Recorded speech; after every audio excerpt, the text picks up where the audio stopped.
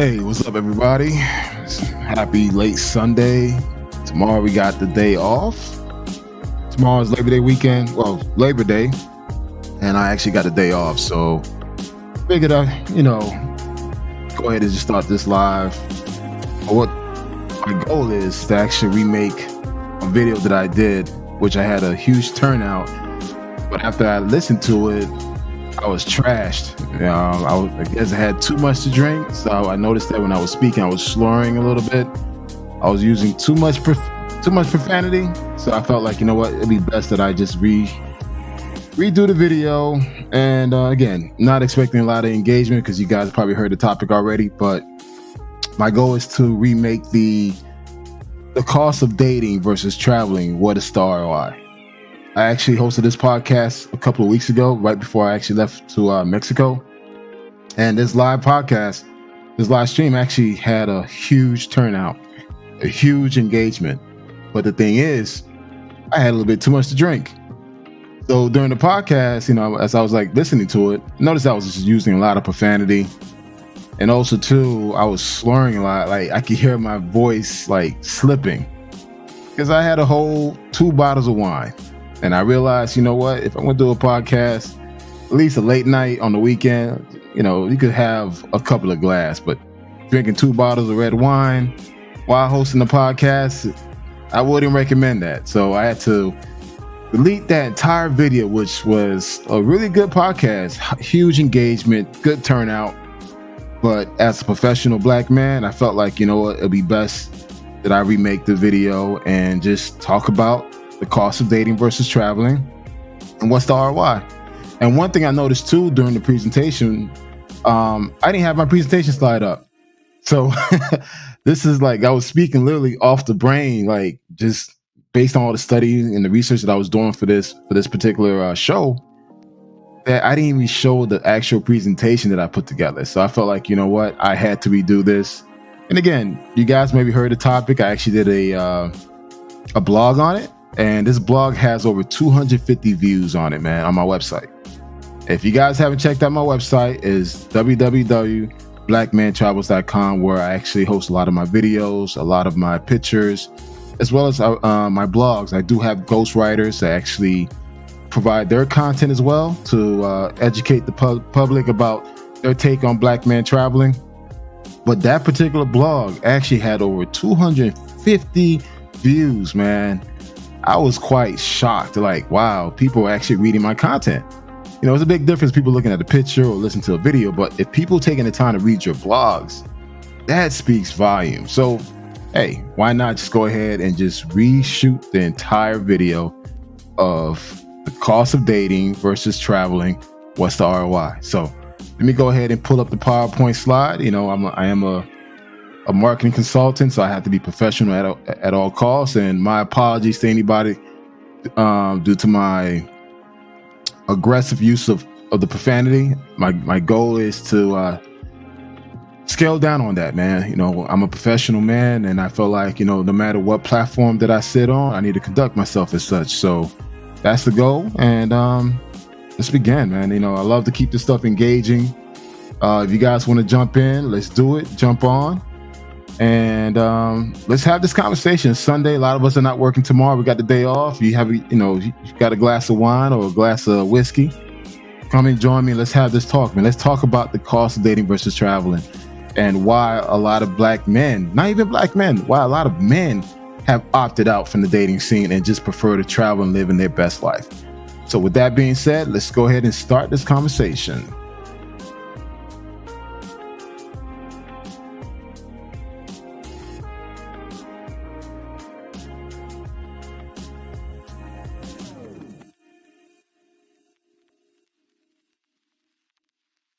Oh, 1 second. I gotta get the stuff in order. 1 second, guys. All right, there's me. Y'all can see my face now. So, oh, by the way, if you guys want to know a little history behind this picture, I actually took this picture in South Africa. I was in Johannesburg, and this little white thing here is a lion cub. This cub was scratching the hell out of me. I was being clawed left and right, and I'm trying to keep a smile taking this picture. And this cub is literally scratching me, man. So This picture was taken in South Africa in Johannesburg. I was at a safari camp and I had the opportunity to play with some cubs. It was really cool, great experience. Definitely recommend you guys go out to South Africa. If you haven't been, it's worth the trip and you're gonna have an amazing, great time. The food, the culture, the music, the nightlife, and of course the women. Oh my God. And to this day, I still tell people all the time, man, I think South Africa beat Brazil when it came to the women. But that's my experience. That's my, that's what I've seen. But with that being said, let's go ahead and start this presentation. So 1 second.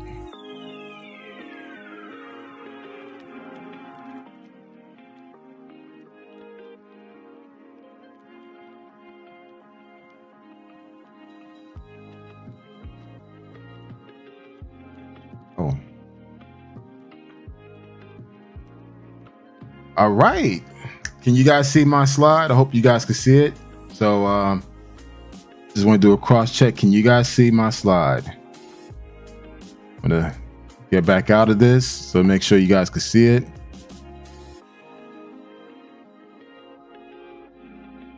Can you guys see the slide? Can you guys see my screen? Yes, one. All right, cool. You guys see it. All right, I'm gonna go ahead and share my screen again. Because the last time I did this, I thought I was sharing my screen. I wasn't, and I was just literally presenting all this data that I had without the presentation. So now that you guys can see it, let me go back to sharing. All right, man, let's start the conversation. So the cost of dating versus traveling, what is the ROI? Now, everyone knows, depending on your city, there is a cost affiliated to dating. Now, I know people a lot of PUAs, pickup artists, like to use games as a way to meet women and entertain women, but really there's a cost to everything that we do. There's a cost for us to go out and enjoy ourselves, but also there's a cost in entertaining someone that you may have an interest in. And depending on your city, that cost could vary. I mean, we can assume that a cost to take someone out in New York City is grossly more expensive than taking someone out somewhere in Nebraska. And same goes for California, Miami.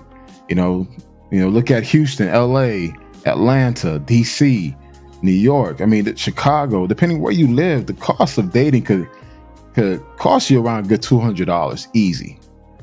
And this is just strictly dinner and maybe a few drinks, especially now with the cost of living going so high.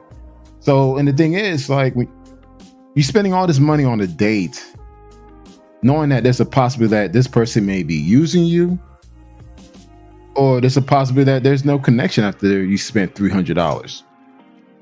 So that same cost that you wasted on a date trying to entertain somebody, trying to get their validation and approval, hoping at least something, could easily brought you a plane ticket to a exotic destination or a trip somewhere, within the United States. You don't necessarily need to go overseas all the time. You could actually do something locally.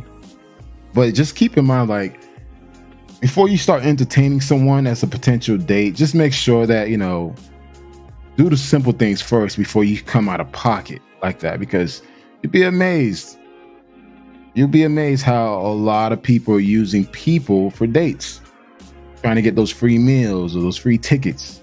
So before you start going into your pocket and trying to impress somebody, do the simplest things, man. Take a walk in the park, do a coffee date, ice cream date, do some type of activity, go to a GameWorks, something in that manner, where you could actually get to know somebody before you decide, hey, I'm going to spend $300 taking this person to Ruth Chris, Prime 112, or any other expensive restaurant or expensive concert. Just make sure that you kind of put that person through the vetting process before you decide to come out of pocket.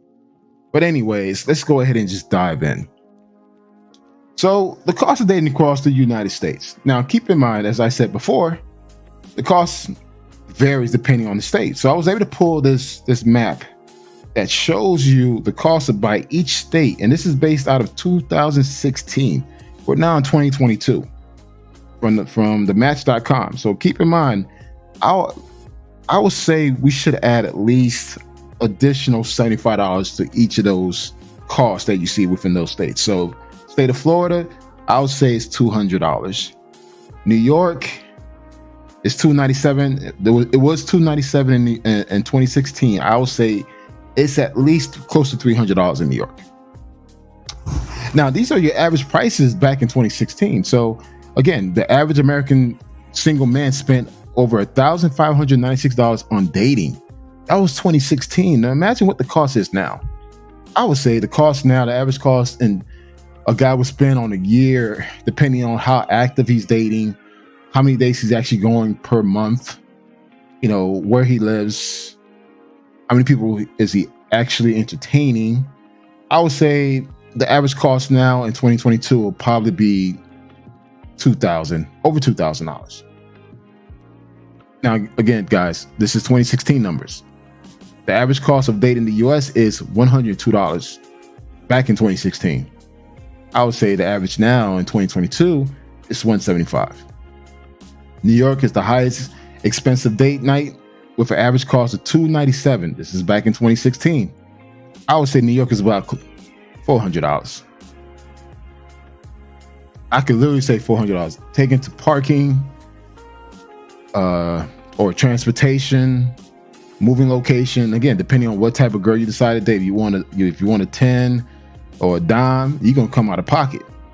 But we live in an age where people want to stunt on social media, so they want to go to the nicest restaurant. They want to go to the best lounges to be seen and do bottle service. So you're gonna come out of pocket. And the thing is, we live in an age where if you're not coming out of pocket, man, you're considered broke. Like literally, the level of expectation and delusional mindset that people have, they think that you could just go ahead and spend $300-$500 on a date, and that's nothing. I couldn't do that, but again, depends on what type of women that you're attracting. At the end of the day, a lot of the issues that a lot of men face always falls to the type of woman he attracts. So you want that 5-star chick, that dime piece, it's gonna cost you. Question is, are you willing to pay for it? Or is the cost justifiable? Because again, that $500 could easily buy you a plane ticket. Just keep that in mind. Again, the numbers that you're seeing right now is based on 2016. We're now in 2022 with the cost of inflation and everything else. And I think now we're pretty much in a recession. These costs have probably doubled. And I think now with the social media, literally running people's lives, people want to stunt. So you trying to tell someone, hey, let's go meet her for a coffee or meet her for some ice cream or a shake or a smoothie. She's going to look at you some type of way, depending on what type of girl you're dating. Now, granted, there are some women out there who are really cool, down to earth, and they want to do a coffee date. They really do want to do ice cream date. They really do want to get to know you. And that's why I've never been the type of person that felt like, all women is this, all women is that. No, it's the type of women you attract. Lucky for me, I had this certain energy and vibe about myself that I don't attract that type of woman that expects so much, like want to be dined out every time or want to be seen. I always attract the low-key, humble, but yet great person. I've always, and don't get it twisted, she's still bad, but it's just like I don't attract that type of woman that expect me to pay for this and pay for that. Normally I date women who are professionals as well. I'm not going to date someone who can't support herself. So at the end of the day, I can never put myself in a position to say all women is this. No. Lucky for me, I'm blessed that I've been able to meet some quality, great women. Just that things didn't work out between us. And lucky for me, with all the girls that I did, we kind of had the same mindset. We're all kind of like cost conscious. We were more activity driven. So like eating out didn't make any sense. So we prefer to go to each other's house and cook dinner. We go to the store, buy some groceries, cook dinner, get some bottled wine, and just enjoy our own company. Granted, we still go out. We still hit up the concerts, the day parties, and everything else. But at the same time, we wanted to get to know each other. So guys, always keep that in mind. Don't think that every woman's out there wants to do the fine dining all the time, man. Not all the time. There are some women out there that really want to get to know you, that really want to like enjoy your time and your experience. So just find the right one, because granted, guys, these type of women that you say that you're trying to avoid in the States, you will find them overseas. They're no different. I know as much as we try to paint them different, no, they're no different, man. The same type of women you're trying to avoid here in the States, you could do the same thing overseas, because they pretty much the same people. Just speak different languages. Now, for the past couple of years, but past few years, there's been a growing trend in dating where literally women will put guys in a certain category called a food bae. A food bae is someone who basically use you as a way to get free meals. So you are the guy that's going to take it to all the best restaurants, take it to all the best food trucks, coffee shops, whatever, because you like to eat. So guess what? She knows that, and she's going to use you for that. A lot of these restaurants that you see girls be posting on their Instagram page, guess who's paying for that meal? That 5-course meal. A guy's paying for that, and there's a possibility that there's a huge probability that the guy that's paying for that date, he's not having sex with her. I can tell you this: when I was in graduate school in Chicago, right, I dated a few girls where literally, I was broke. I mean, I quit my job. I was going to grad school. I had a little part-time job, so I was still dating. But I was dating girls that went to school. So I was in grad school, I was dating other graduate students and so forth. And what I noticed that the women that I was dating, they was dating other guys. But those guys were they food baes. Now, granted, we're dating, so I have no obligation to you. You don't have no obligation to me. So whatever you did outside of me, I could care less. But when I'm with you, right? Now, this is Chicago. And these girls will actually order meal. Like a guy will call, and I'm there sitting with the girl on the sofa, right? And there's one girl I was dating at the time. She was from Nigeria. Fatty, nice Tunde. That was her name. And this dude was a lawyer. This dude lawyer making money, had a Range Rover and everything, man. So one day, we chilling in the bed. Doing our thing. We finished doing our thing. And dude called. So she put dude on speaker. And she said, watch this. I'm gonna put dude on speaker. So I'm listening to the entire conversation. Dude's calling, he's bragging about what case he's working on or whatever. And he's out. So he was like, he said, do you want anything? I think he was at some restaurant. And I'm listening to the entire conversation because she put the guy on speaker. And she said, yeah, I'm hungry. And it's just like, I'm just here chilling with my friend. And it's like, he's all right, cool. So, can you get me some food? And he was like, yeah. What do you want? Sorry. She went online. She went online, looked at the menu. She passed the phone to me, and I'm looking at the menu as well. And the dude's still talking, man. So she picked 2 meals. Guess what, man? The lawyer brought the meals and brought it to a place. Now, granted, she went downstairs, do whatever, talk, whatever. I'm upstairs in the apartment, just sitting there. She comes back up. She has 2 bags of lunches, man, like of meals, man. I'm sitting there like, yo, dude actually brought the meals. And I'm like eating this meal. I don't know what restaurant he went to, but I didn't care. The food was good, man. So I ate it. And and she was saying like, yeah, this is the guy that always wanted to go out. He always asked me, let's go out. Always want to go to restaurants. So I go out with him sometimes. And, of course, me, the type of person I am, I don't ask questions. All right, cool. So, but it was interesting how when I saw that, that's when I realized, like, you know what? I don't want to fall into that category. I don't want anyone to ever call me to say, hey, can you go get me a meal? Especially someone that's not my girl. Because I'll be damned. You say I'm chilling with my friend, and that friend's a dude, and you want me to go bring a plate of meal for you and your friend. Nah, you're not gonna catch me like that slipping. So, rule of thumb, guys, don't become that food bae. Don't ever become that food bae. Because again, I know several women who are doing that now to guys. And these guys like to brag about, how much they make, the cars and everything else. But these girls are fucking using them. They're using them. And these guys don't know it, man. So it's just like, it is what it is. But you never ever want to become that food bag. If you're interested in somebody, don't be quick to throw out a restaurant as the first option. Go do some type of activity. There's bowling, skating, depending on what city you live in. Go do horseback riding.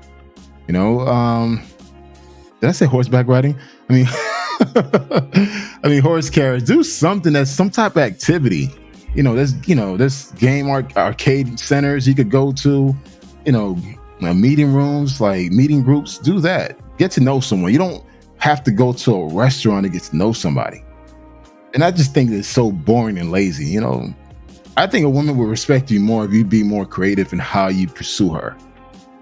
You instantly want to throw Houston, Ruth Chris, what else? Any other expensive restaurant, just trying to brag, that you can afford it. You kind of put yourself in that position. So be creative in how you pursue somebody domestically and overseas, but also avoid becoming that food baby. Because again, a lot of women are doing that. And trust me, what I learned in graduate school is that I don't want to become that. Because I refuse to give another grown man a free meal. That won't be me. Now, this is interesting. About a month ago, an article came out in the Psychology Today that highlighted the rise of the lonely single men. This was like this stuff went viral. Huge, like all the outlets were talking about this. All the big time social medias, YouTubers, whatever, were talking about this. And it's interesting how they're highlighting how younger to middle-aged men are the loneliest ever been in generation. And they feel like it's going to get worse. And they kind of state 3 key points in why it's going to get worse. The dating opportunities. A lot of men feel like the dating opportunities are not realistic. They feel like the relationship standards have risen and they can't meet those standards. A lot of men are using dating apps, but the thing is, there are more men in these dating apps than there are women. And of course, with these dating apps, your profile means everything. The way you look, what you're presenting, what you're saying. So if you don't look a certain way, you're not going to attract a certain person. And also, too, studies have shown that 80% of women on these dating apps always choose the top 20% of men. So if you don't have that jawline, that Range Rover, that Mercedes truck behind you, that international world traveler scene, though that Chris, Louis Vuitton belt on, you're not going to attract that certain top tier women that you want. Because again, based on the study shows that 80% of women target the top 20% of men, online and offline. So if you're just an average Joe Blow, their chances of you getting a match on these dating apps with a attractive woman are very slim. And also, too, they feel like men need to address their skills, their social skills. They feel like men are inept. They don't have the social skill to actually interact with people. And it's kind of interesting when they said that, because like, wow, it's like, it kind of like lumping this whole generation of younger men, especially middle-aged men like myself, that we don't have the skills to really maintain a healthier relationship. And I think that that's bullshit. But again, this is the studies that have been, this was a recent research that was published by Psychology Today, and everybody ran with it. So I want to get you guys' thought on this, about this particular topic here, because they kind of like lump every guy in the same category that, hey, you know what, man, we're the worst. We're not going to find love. The whole thing what Kevin Samuel was preaching about, winter's coming, you're going to die alone, get a dog, roof. Basically, it applies to men as well. Do you guys agree or disagree? Interesting topic. And lastly, this is my take on it. Is the cost of dating better than traveling? I say traveling is more cost effective. However, there is a cost to traveling. Granted, not everyone has the time and the resources to travel as frequently. So, and also too, traveling is always temporary, guys. I mean, I know a lot of these guys out there trying to push traveling as a permanent thing. You got to put yourself in a position to do that. A lot of guys don't have the right skills, don't have the right know-how, or not in a position to travel as frequent as they want. I think the average vacation time in the States is 2 weeks, less than 2 weeks. So really, you're going to stop your life so you can just enjoy 2 weeks out of 365 days a year? That doesn't make any sense. And also too, there's this whole big push about becoming monk mode. Like, become a monk between your travels. Like, really, come on, guys. The average black man doesn't really travel like that. And also too, the average black man doesn't have the resources to travel. So to tell someone to become a monk mode so you can travel doesn't make any sense. You still got to live your life here. Like, I live in Georgia, I live outside of Atlanta. And once a month, man, I still go out to the cigar lounge. I still want to see people. I still want to see black folks lounge, grown and sexy scene. I still want to see that. I mean, it's great that I go overseas like literally almost every other month. But I do like being around my people. I do like being, listening to some house music, some hip hop. I love to see some sisters walking in with some, wearing that sundress or some cut off jeans. I mean, I still love to see that. I still like taking my son to the park, to the festivals. I still like to do that because you know what? I live here. But between my travels, I'm going to have the best life that I can. But don't get it twisted. When I'm out, I'm out. When I get on that plane, I'm gone. Just last week, I was in Mexico for 3 days. Went to Playa del Carmen, Tulum, had a great time. And also, too, when I'm traveling, I can explore my dating options. Not too many guys are doing that. So there's a lot of different sources you could use to meet women. And those same sources you use overseas, you can do it here. There's Tinder, there's the Cupid sites, Plenty of Fish. There's so many other platforms you can use to meet women domestically, overseas. Just do the same vetting and weeding process. I do the same thing that I do here. I do it overseas. So to answer the question, is the cost of dating better than traveling? I'm going to answer this question. I think you still need to have a life here. I don't believe in this whole monk mode shit. I think it's important that you go out and live your best life domestically and overseas. But also, too, if you're looking for love, you're looking for a relationship, you need to let it be known. And you need to set the expectation. Don't be quick to entertain somebody, domestic, overseas. And just move under your pace. Don't ever feel obligated to move beyond someone else's expectations. So, if you feel like, hey, I want to get to know you, I want to vet you, go ahead and do that. If that person decides to try to shame you, fuck them. Let them go and keep it moving. It's your time and it's your money. So I say you could do both, to be honest. If you got the time and the resources to travel often to overseas and date overseas, then do it. If you don't, man, just try to live your best life here in the States between your travels. So that's my take on it.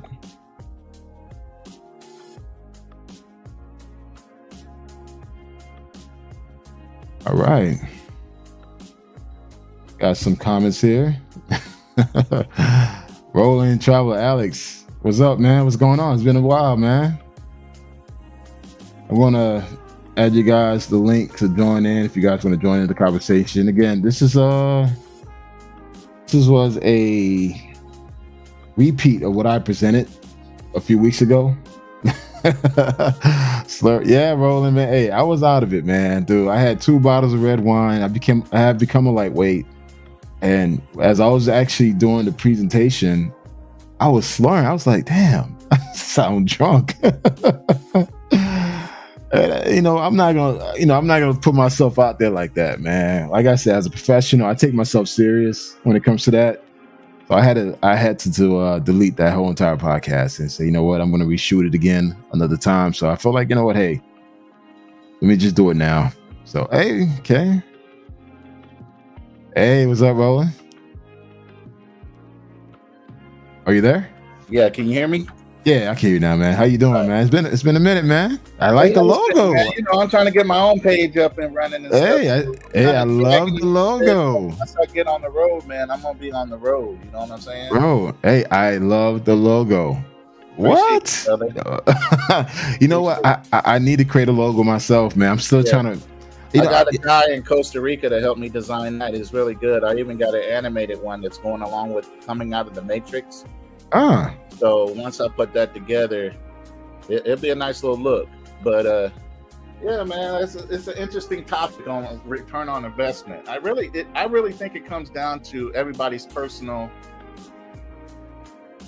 I would say their personal investment and what they're looking to get out of life. You know what I'm saying? yeah, As you get older, you're in your 40s. I'm in my 50s, man. Return on investment to me means nothing if I don't have peace. yeah. Keep It's going, brother. primary in my life. You know. And yeah, you're right. You need to be truthful nowadays. It's not about being a monk. It's just about being real.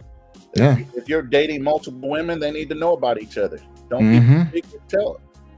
You know, Most of them will appreciate that most versus you sitting there trying to lie and be sly about it. Like, no, you date whoever you want. I can date whoever I want. If it gets serious, then hey, it's going to get serious. If not, and you find some other dude that you're more attracted to, go on about your business. I'm happy for you. We stay friends. And you know what? All the girls that I dated like that, we're still friends to this day. Absolutely. All of them.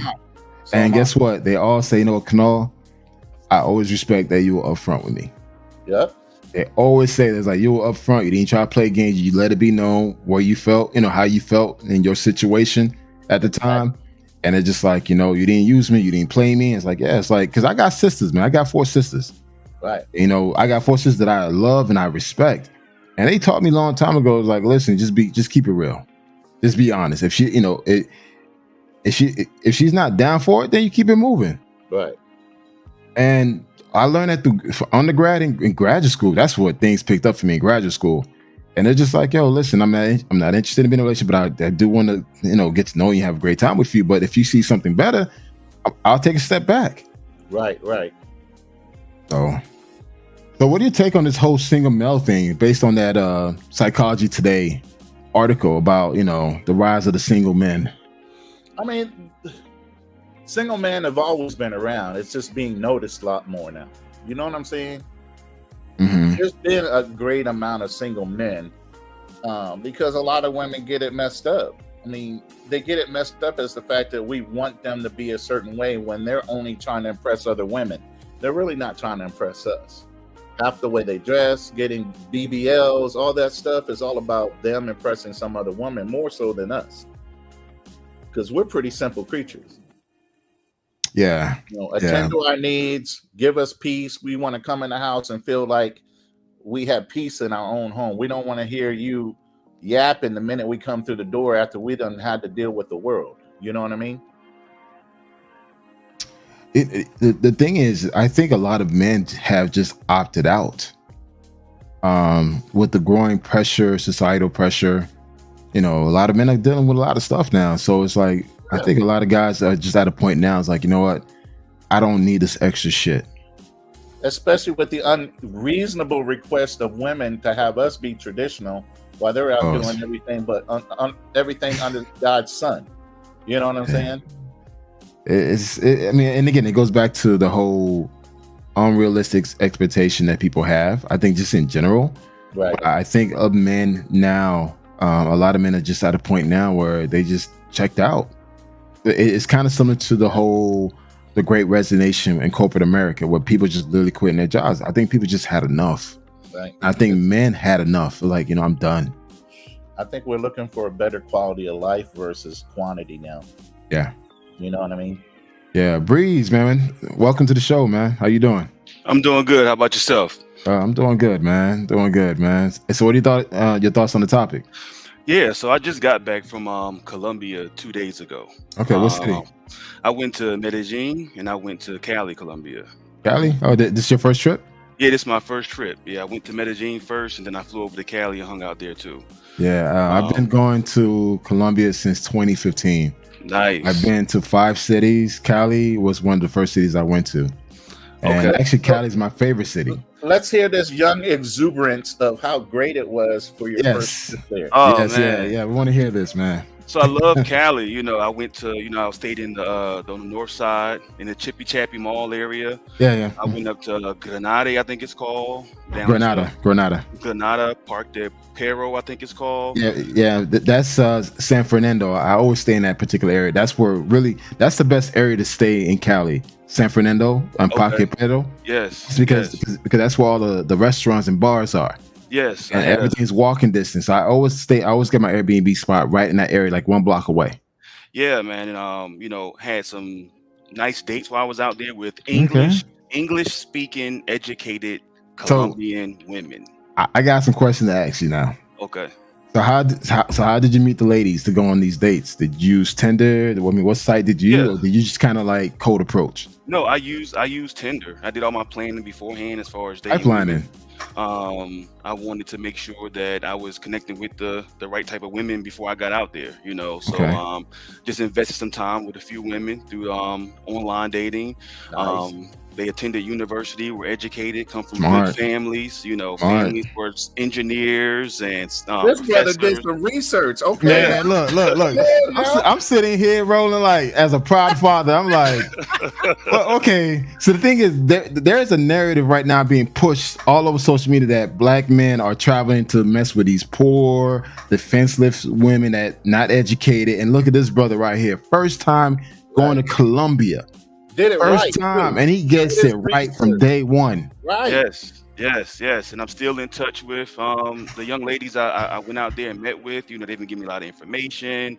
Mhm. They have a lot of friends out there, that want to meet, Americans, other women that speak English, that went to the same college. It's a market for productive, professional black men to go in these areas Breezy. and meet good women. Is it Beezy or Breezy? Oh, It's my bad. easy. Beezy? Yes. Beezy, look, man, you literally are doing something that most men my age and Roland age have been doing for years. Exactly. Hear you do this. You sound like a young man. Are you in your 20s, 30s? What? No, I'm 36. 36. Okay. Congratulations, brother. Congratulations. Where you moving is Yeah. so professional. It's so like you literally set the benchmark for yourself. Because again, I've been telling the guys to do this for years. Like, listen, stop messing with these low hanging fruit type of women. Mm-hmm. There's a lot of quality in these countries if you actually do things right. Mm-hmm. But the thing is, a lot of guys are lazy. Right. They just want to go to the popular spots, the popular watering hole where Right. literally everybody's eating from, and Right. just try to pull from there versus like really taking the time and vetting the process. So Right. to hear your success story in Cali, like not too many brothers go to Cali because they so afraid of Cali because Cali is not the good place to go. But then again, you go there for the first time, you have multiple dates. You talked about Granada, that's like the upscale area. You talk about San Fernando, Parque Pedro, Mhm. that's a great area. So, dude, for your first trip to Colombia, and Thank you. applause, Thank you. man. Because And- the thing is, I've been telling guys for this for a long time, like stop going to Pacajeras, stop Yes. going to El Poblado. There's more to Colombia. Colombia is the size of Texas. It's the size of Texas. There's so Mhm. many other cities you could actually go to and meet different type of women. Like I literally look, I've been in these WhatsApp groups for years. I see guys literally smashing the same women. Mm. I'm like, wait, how the hell can you go to one country and everybody smashing the same person? They on the same fucking app. I'm sorry. They on the same app. Sorry. No, no. I didn't mean to say that. No, that's all good. It's all good. Well, most guys that I talk to that travels in America, they don't practice prostitution in America. Mhm. But when they go to Colombia, they practice prostitution. And so for me, it's like, why don't you take your same goals and dreams and aspirations that you have of having a good woman in America to Colombia instead of going to Colombia and then flipping the script and just going to Parque Eres and then just dealing with the bottom of the barrel, Yeah. But it's just like you said, they don't invest the time. They think it's gonna be easy. Just show up and just you're gonna find a wife at Parque Eres. It's not gonna happen like that. But busy. But the thing is, you have a lot of these YouTubers out here, and Roland, you could agree with me. Just Right. show up, and they will worship you. Right. No. Nah. I'm not telling you that you got to put the time and effort to really meet some quality people. The same time that you apply in the States, it's no different than going overseas. Right. It's like for me, okay, like in the States, I don't mess with ghetto chicks. I don't mess with dumb chicks. I don't mess with chicks that are not educated. So why am I gonna go to another country and meet and date someone that I don't date in the States? Right. Don't make But sense. BZ, you set yourself up for success, man. You did your research. Yes. You looked out the areas that you were going to be looking up for. You went into prominent areas like Kenal was saying. So you set yourself up perfectly to have a successful trip and meet the right type of women that you needed to meet. You know what I mean? Yes. And the kicker for me was that the women that I met, they showed me around. Of course. They took me everywhere. You know, they talked to the people for me. They made sure I didn't get overcharged. You know, like they made sure I was straight because they realized my goal of being there wasn't just to find, you know, sex and that was it. And they respect that more so than anything else. Believe me. Thank you. Thank you, guys. Guys, they respect you more when you show respect behavior. If you go out there showing thirstiness, trust me, they can see it. Yes. Like when I first started going to Colombia, it was back in 2015. A lot of brothers were not going to Colombia like that. So lucky for me, I was able to really move around freely, and like people were like kind of starstruck a little bit because, you know, like, okay, wow, you're an American. Like, especially when I went to like Bogota, when I went to Barranquilla, when I went to Cali, especially Cali. I'm walking around Cali because Cali's like kind of 50% black. Mm-hmm. So you walk around, you kind of blend in. And I remember like just speaking, and people like were laughing because like, I was speaking broken Spanish, but they thought I was Colombian. And I'm like, no, I'm not Colombian, I'm American, I'm from Miami. Miami is like, oh wow, everything, and that kind of broke the ice. Right. And I always like, even when I was dating out there, I always told the girls, talk to me in Spanish, teach me Spanish, teach me Spanish, teach me how to salsa. Boom. That's the key right there. And by me doing that, their language, they eat that up. They eat that up, man. They were like, okay, cool. Then, dude, next thing I'm invited to family houses for dinner. Yeah, that shows so much respect.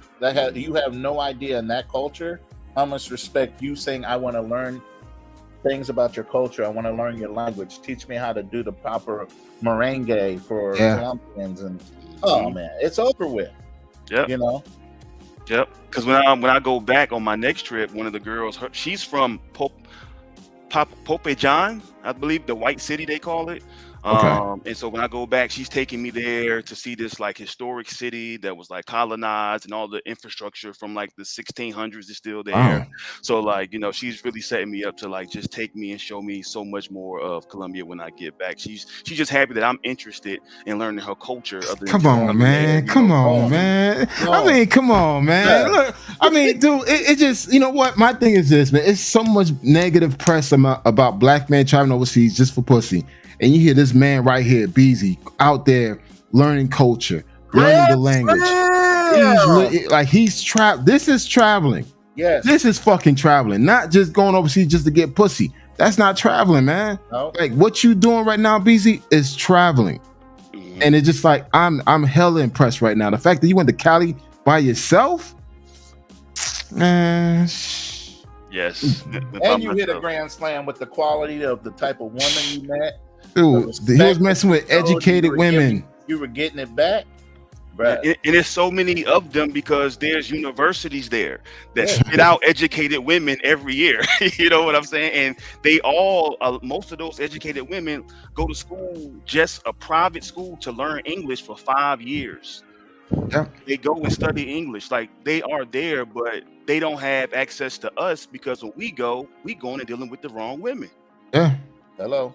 And then, you know, they crying about being drugged, being robbed. Man. It's like, yeah, because you go into this. Yeah, I mean, you go into the same places where literally everyone gets robbed and drugged.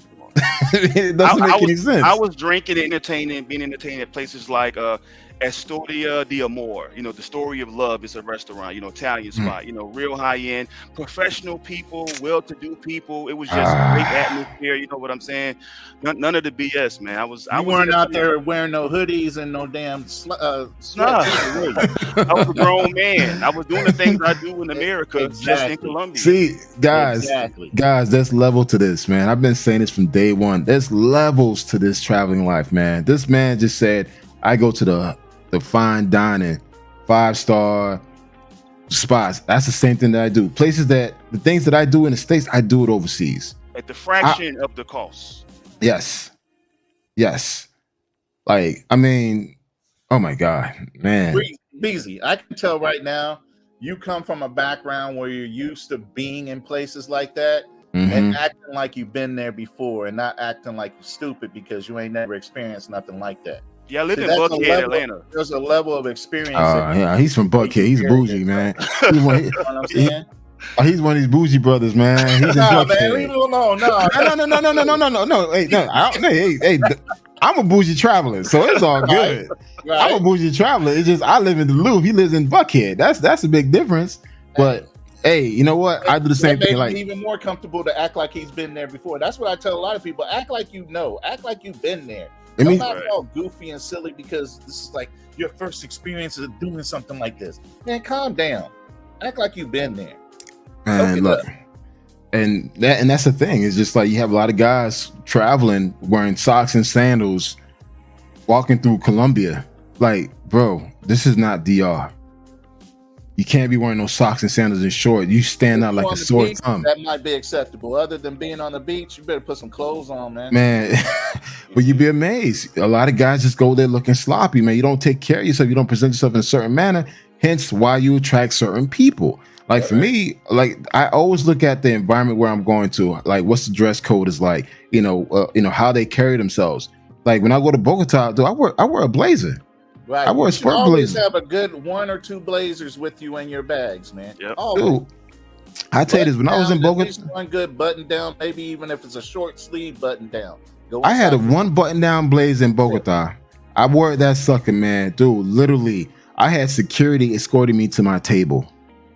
Yep. Because I had size, I'm a big dude, so they thought I was a football player. Yeah, so it's like, who the hell this dude is? Almost the damn DJ will go, what the we got coming up in here looking like, damn. Hey, and the thing is, guess what? The shorty I was with at the time, man, she said like, wow. She said, look, that move just had me wet. She kind of said like, yo, yep. I'm like, damn. Yep.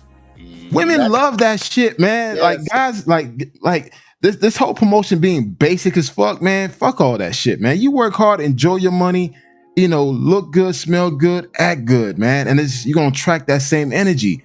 If you on that low level traveling, like, hey, I'm just gonna monger, I'm just gonna hit up the brothels and all that stuff. Then yeah, that's your traveling life. But there's more to it if you apply and research.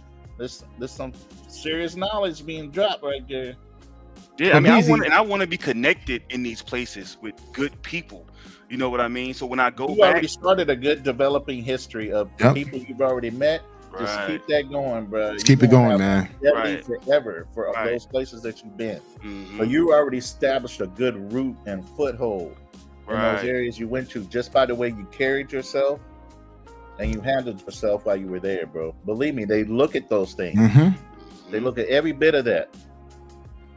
So now when I go back, they say when you come back, we'll pick you up from the airport. Don't worry about the Uber. You got family now. You family. Yeah, you know what I'm saying? So one girl, her sister's like an immigration lawyer and helps like people trying to move to Colombia, get their citizenship. Like, I mean, it's crazy, just meeting these people. And they talked to me and was like, oh, wow, a cool American that's educated, that wants to learn more about Colombia, just crazy. Amazing. Easy. It's sad to say, and we don't want to talk about this. A lot of black men we don't have as much. We try to think we have a positive rep outside outside the U.S. Mm-mm. The way some of us conduct ourselves in these countries is not in a positive light. So when they meet a brother like yourself, clean, professional black man, like eager to learn the culture, eager to like contribute, dude, they find that's a diamond for them. It's like, oh wow, I could have fun. I could. Teach them something. Because again, if you come to Atlanta, you come to Georgia, well, I'm from Miami. If you come down to Miami, I'm gonna show you the best of Miami. Right. Mm-hmm. Why I want to see the worst of Miami. I'm not gonna take you to Miami Gardens. I'm not gonna take you to Overtown. I'm not gonna do that. I want to show you the best of my city, so you know what, you could remember it, and you can recommend people to come back to my town. Right. So what you did and experience, Beezy, is another level, because again, a lot of guys, their first trip is all about the casas, It's all about, turning up, get lit, and trying to smash 10 chicks in one day. Like, it kind of beats the purpose, man. So, but the fact that you did this in Cali by yourself, that speaks volume, man. Hey, that's the difference between a daddy bull and a baby bull. You know that story? Explain that story. The daddy bull, baby bull. Okay, so there's two bulls sitting up on a hill, right? The son bull walks up to dad and says, "Hey, dad, let's run down the hill and fuck one of those cows." He goes, "Nah, son, let's walk down the hill and fuck them all." Take your time, in other words. Right. Take your time. Right. Pace yourself. By the way you set yourself up, you have nothing but positivity coming around, and you got people speaking on good behalf of you before you even get met by those people. So the pussy's gonna come. If you just hold yourself in high esteem, it's just gonna come to you. You ain't got to go and look for it. It's coming to you. Right. Just by the way you set yourself up. Yeah. Right. And you carry yourself. And the look, when I was leaving, the look in the girl's eyes, it was like they already had fallen in love with me. Boom. You know what I'm saying? Right. I could see it already. You know what I'm saying? It was just like, oh, damn, Okay, y'all really feeling the kid. All right, cool. I'll be back. Don't worry. I'll be back. You know what it is about the dating scene outside the U.S.? It's not a game. No. It's not a game to them. Nope. They know for a fact, like, they see a high value brother. It's like, yo, this is my chance. Mm-hmm. I better snap them up before somebody else does. Yeah. There you go. But, it is what it is. So I'm going to ask you, BZ, what are your thoughts of the topic, the cost of dating versus traveling?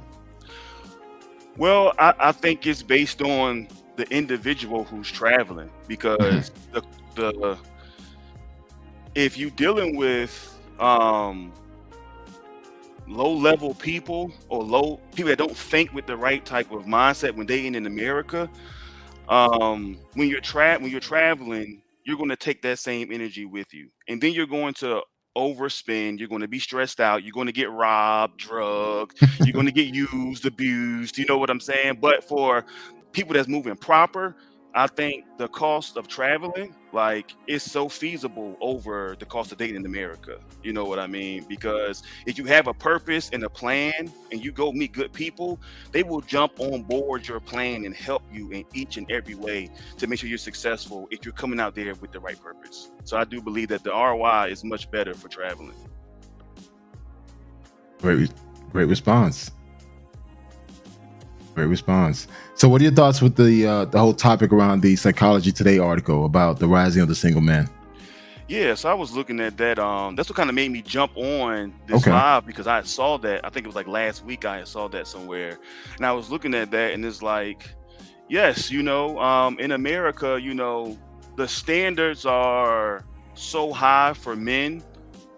And most men just want to be normal and regular, right? Most men don't live in the areas that, we live in, drive what we drive, make the money we make, right? So for them, it's very hard to meet this, standard that the American woman, has set for most men. Even myself, I'm a guy, that makes six figures, live in a good area. I live a good life. But even with me dating, it's kind of like, I don't like playing the games. Yeah. You know what I'm saying? So I've chosen to kind of step back a little bit from the dating scene out here. And that's why I started traveling, to see what was everybody talking about, in these other countries. And it's real, because I had decided to step away from the dating scene because I saw how the women were chasing the pookies, and to be honest, my brother, love him to death, but he has the pookie mindset, right? But my brother gets them all. But it's all lies and games that he play.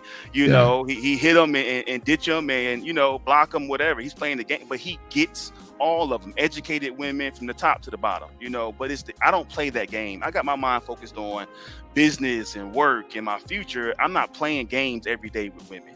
You know what I mean? And so I feel like that is a part of why, a lot of men in America do struggle to actually find a dating partner that they gel well with, because a lot of professional men don't want to play the game. They have a lot of important things going on. They want good people in their life. So yeah, I know it's real. I've experienced it, but Tinder Bumble in America versus Tinder and Bumble in Colombia, day and night. When you come with the right type of profile, conversation, communication skills, I can use the same communication style that I have in America, and women would be like, "Oh, you're boring."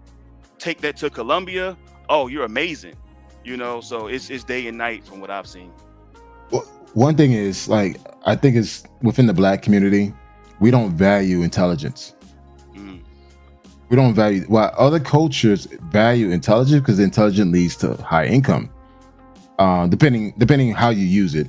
But within our culture, our subculture, within the Black and African American community, we don't value that. So it's like, this whole educated lame top reference that they use against Pookies and Ray Rays, that's like a slap in the face. It's like, okay, you wanted me to go to school to better myself. I did that. I got the 9-to-5 job, which I make good money, but yet you want to label me as an educated lame. Like, that's like a huge slap in the face. Mm-hmm. Because I'm not showing toughness. Because, like, for me, I'm a big guy. I work out, I box, and I wrestle. But yet I'm also a smart ass dude. I'm a senior consultant. I work for one of the top 3 consulting agencies. What you just said there, most women don't realize a lot of smart dudes are also physically fit, well groomed, know how to protect, how to provide, and in sports. And that's one thing is they don't pay attention to. They just see you as a lame because you were smart. They don't know nothing about your background. But that's the thing, is just like, I had to tell this one guy a couple of weeks ago, some bullshit. And I told him, like, shit, dude, you don't want to fight me, man. I told him, you don't want to fight me. Because for one, dude, I will literally break you in half. And the thing is it's like, don't take my niceness for weakness, because I smile and I'm being polite. I hold the door for you. I'm smart. I choose to, of course, I'll use profanity here and there. But when it's time for me to get into my consulting mode, trust me, I sound completely different. Right. But the thing is, you don't call me an educated lame, because I decided to do things the right way.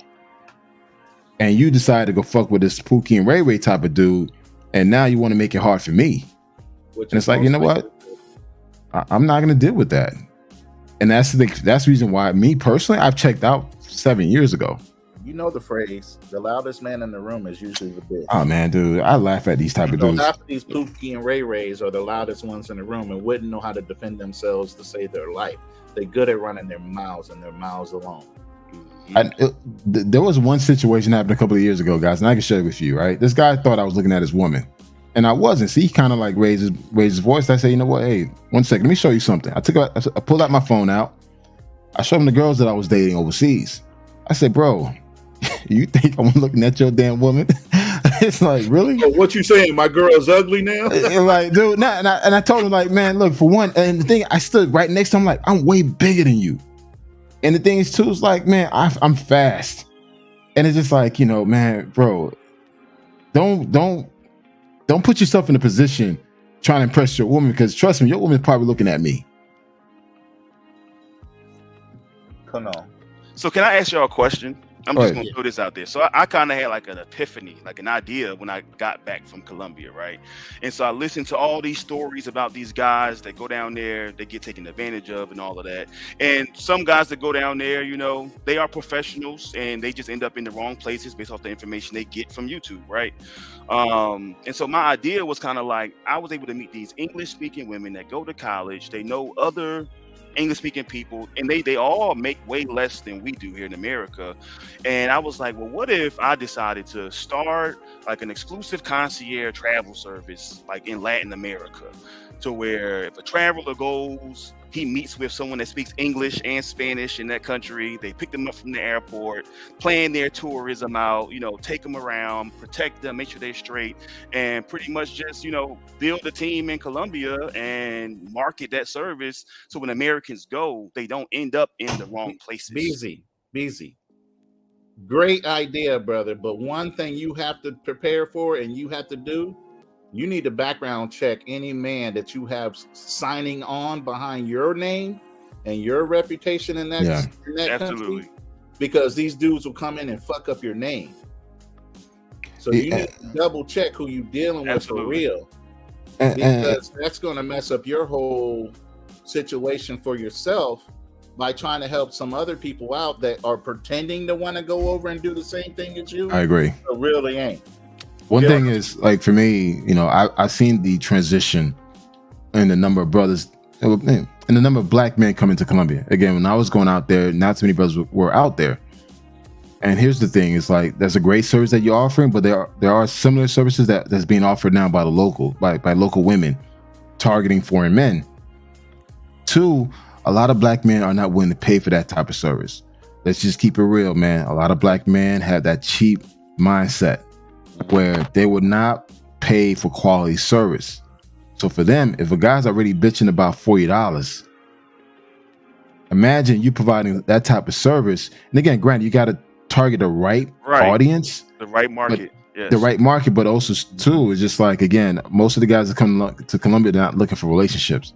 Right. They're just looking for, like, the cheapest. Come into a gold mine with your situation, but it was all due to you. It was all due to your prep, your hard work, preparation, the way you carried yourself.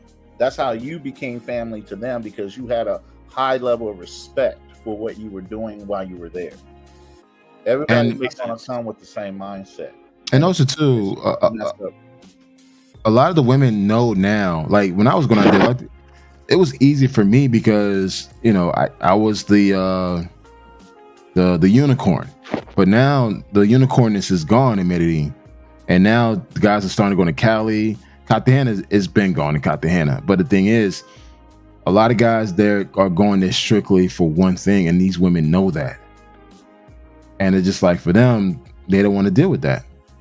So, like, the way you presented yourself, you didn't present yourself in that manner, so you were treated a certain way. So imagine if you were to be that thirsty dude that traveling there for one thing.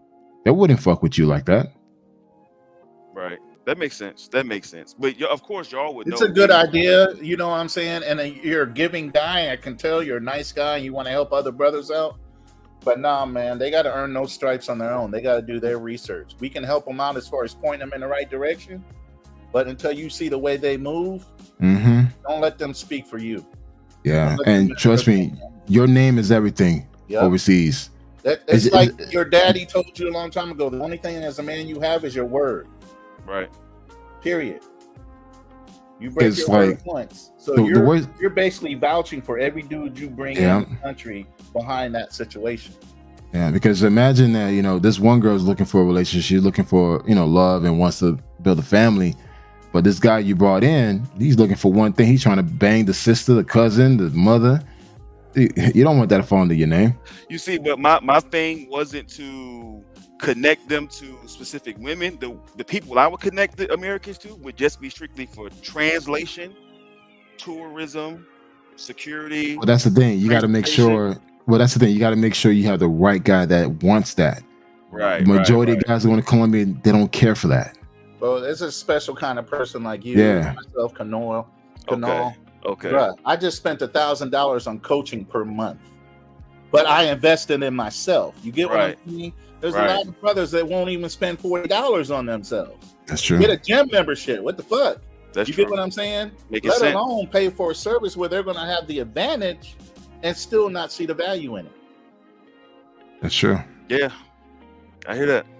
I think right now, continue to plant your seeds in these cities in Colombia.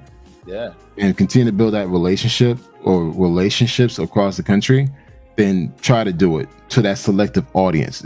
Keep in mind, it'll be a very niche audience, but that audience will have the means to pay for your services. Yep. But that the general market, man, keep their ass in pocket areas, man. Right. It was just for me, I guess.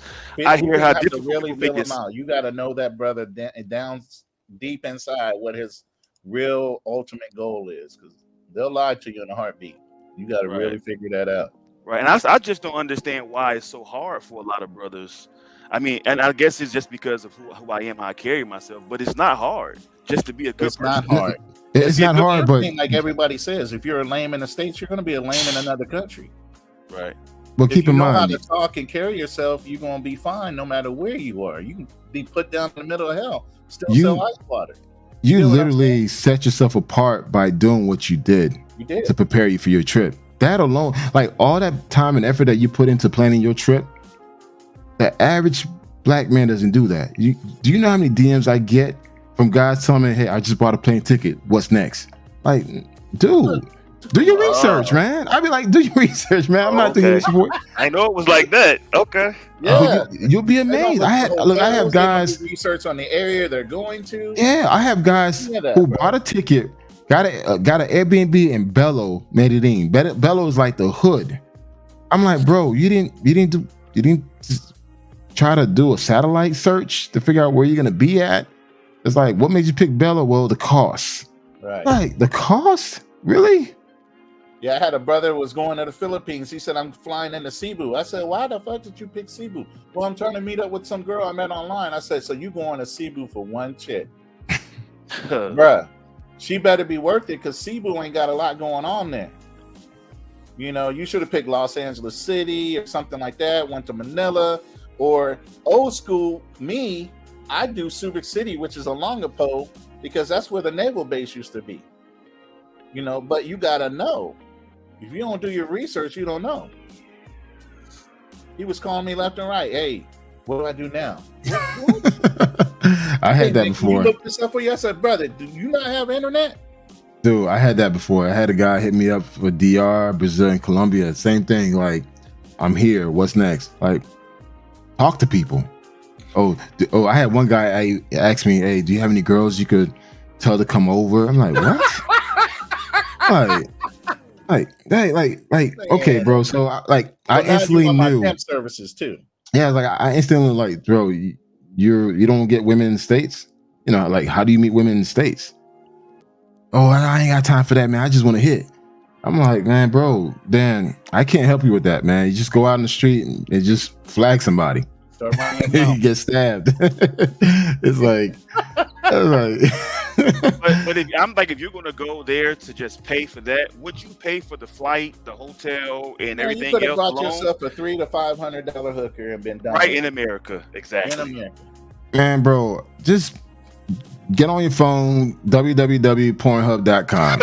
All you need is 30 seconds, dog.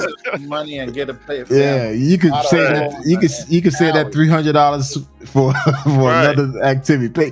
So take that $300, pay a credit card bill, dog. It's like, man, just jump on Pornhub, man. If you really that thirsty, bro, just let it out, man. Yeah, but it just, but BZ, you'd be amazed. A lot of guys are like that. I think, you know, Rolling now, we've been in the game for so long that we've seen it. And it's just like, you have guys travel with no money.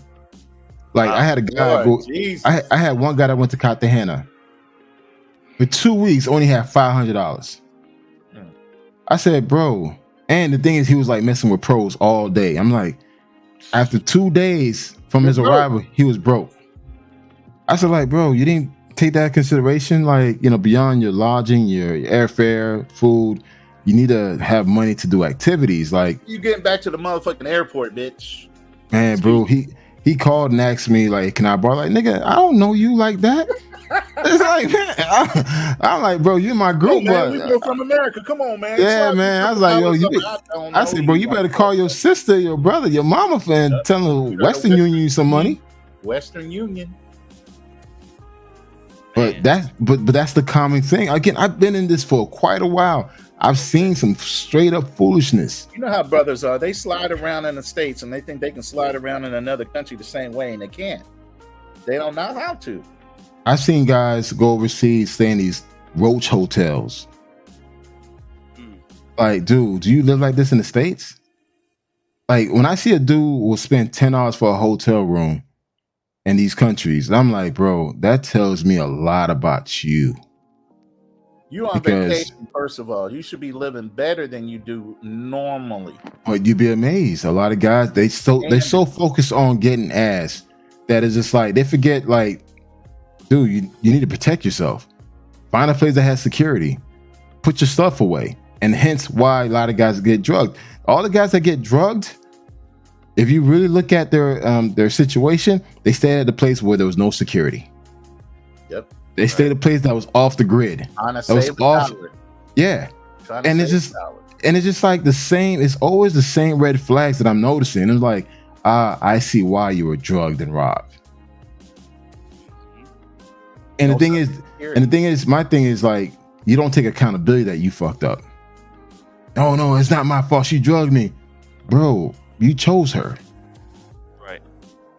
Beezy, I come from a military background, bro. I've been traveling for a long time, Okay. even as a child. And we even had a saying, you have a buddy system when you're in the military. Mm-hmm. As Absolutely. badass as you think you Yeah, are, your battle. you're taken advantage of out in town of any place that we pulled in to port at, especially Mhm. being American. Then they know you're military. So no, you don't go anywhere without having some sense of security, keeping an eye on your back, making sure nobody's eyes. Man, there's only so many things you. If you grew up in the hood, you know better than that. Why would you go to a whole other country where they're poorer than you and they know you're a fucking American and you're gonna be a mark? Why would you go there acting stupid? Right. And I'm 100% disabled veteran myself. You know, so I Right. served in the Army. I've done So my you know tours how to overseas. move, right? I know how to move. 90% I've right been to now. the war Right. zones. I've been in Right. the Middle East. You know what I'm Right. saying? I know how it goes down. And for me, I looked at it like when I travel in the States, I stay at a certain level of hotel. I know Exactly. that. And so I was like, well, I'm willing to pay that level there because I'm going to get 2 stars higher. So I'm at a 5-star hotel. Yeah. 3-star price in America. You know what I'm saying? So I was staying at the hotel connected to the Chippy Chappy Mall. Oh, You know? nice, great. So- That's a great area. Yeah. So when I come out, And there's a supermarket right below it.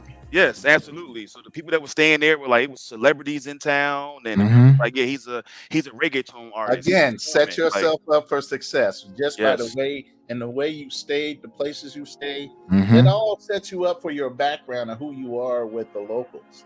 You know what I mean? When they know you're staying at a certain place, they know you don't mind spending money. They know Yeah. that you're carrying yourself at a certain level. They read everything about you just by what you do. They're very attentive.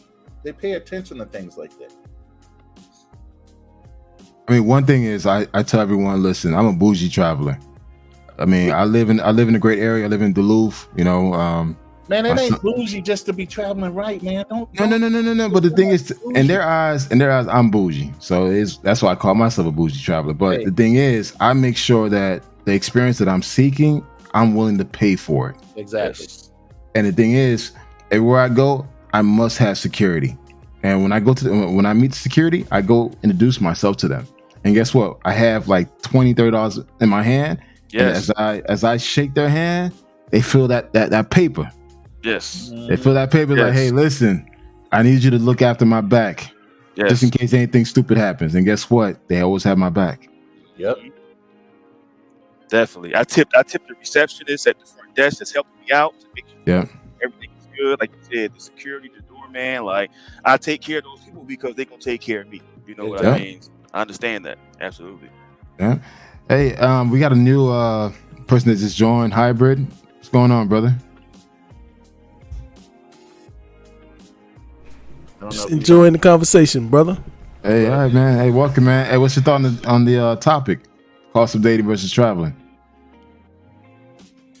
Well, I don't know. I don't want to invest no more in this market. I just look at it as different markets. There's different markets in different countries. I've sampled the different markets, and I'd rather invest in some of the other markets. I So have you're saying this better market results. is liability versus the asset? Well, I get more of what I'm looking for what I'm spending. Okay. Even if it was much cheaper here, I would rather pay more over there because the quality that I receive here is not desirable What for are my your taste. standards? What are you looking for? Woman wise, Yeah. just somebody I'm attracted to, and a person that I like as a person. Okay. So that's simple. Okay. So, Max, it is. Do you think you can't find that here in the States versus you traveling? I don't want it here. I've dated a lot here, and my experiences overseas just been far superior, much more enjoyable on every level. Guys, I'm asking three of you guys. Why is the dating options is better overseas than in the States? Okay, go ahead, brother. For me, it's about traditional values. If I'm gonna be a protector and provider, if I'm gonna make sure everything that you need is provided for, I expect you to have feminine values. Period. I need to be at peace. I don't need to come home and fight another battle on a whole nother front. Yeah, okay. Easy. For me, is that from what I've seen, I've saw this trip is that the work that I have put in to elevate my life to where I'm at, and I'm not even at like the highest level. It's respected on the face value. Like you put the work in, that's respected of you. But then the fact that respect allows me to just be myself and be a normal person, just talk to someone, just hang out with someone, and not have to like constantly prove that I'm better than the next or I'm something that I'm not. I could just be myself because my work speaks for itself. And it's simply just education, having a good job, and being accountable, respectable person is enough. And so I feel like, I'm getting in return what I feel like I've put my work in and what I expect to get from a woman when she meets me. Okay, hybrid. Why the experiences, or why is the dating market better overseas than here? Yeah, just the overall dating experience. It's more to do with attitudes. It's like the women that I dated overseas, they seem to be genuinely interested in me, and just more enjoyable to be with. You know what I mean? Over here it seems like there's just this attitude, especially for a black man dating black women, the way it's just like, I don't know, they trying to find something wrong with you. They usually seem like they got so much going on under the surface. It's just all it boils down to bull crap, eventually. So I just have more enjoyable experiences. Okay. Can I add something? If you don't mind? Yeah, sure. I've learned from the women I've connected with in Colombia that they mature at a much younger age than American women too.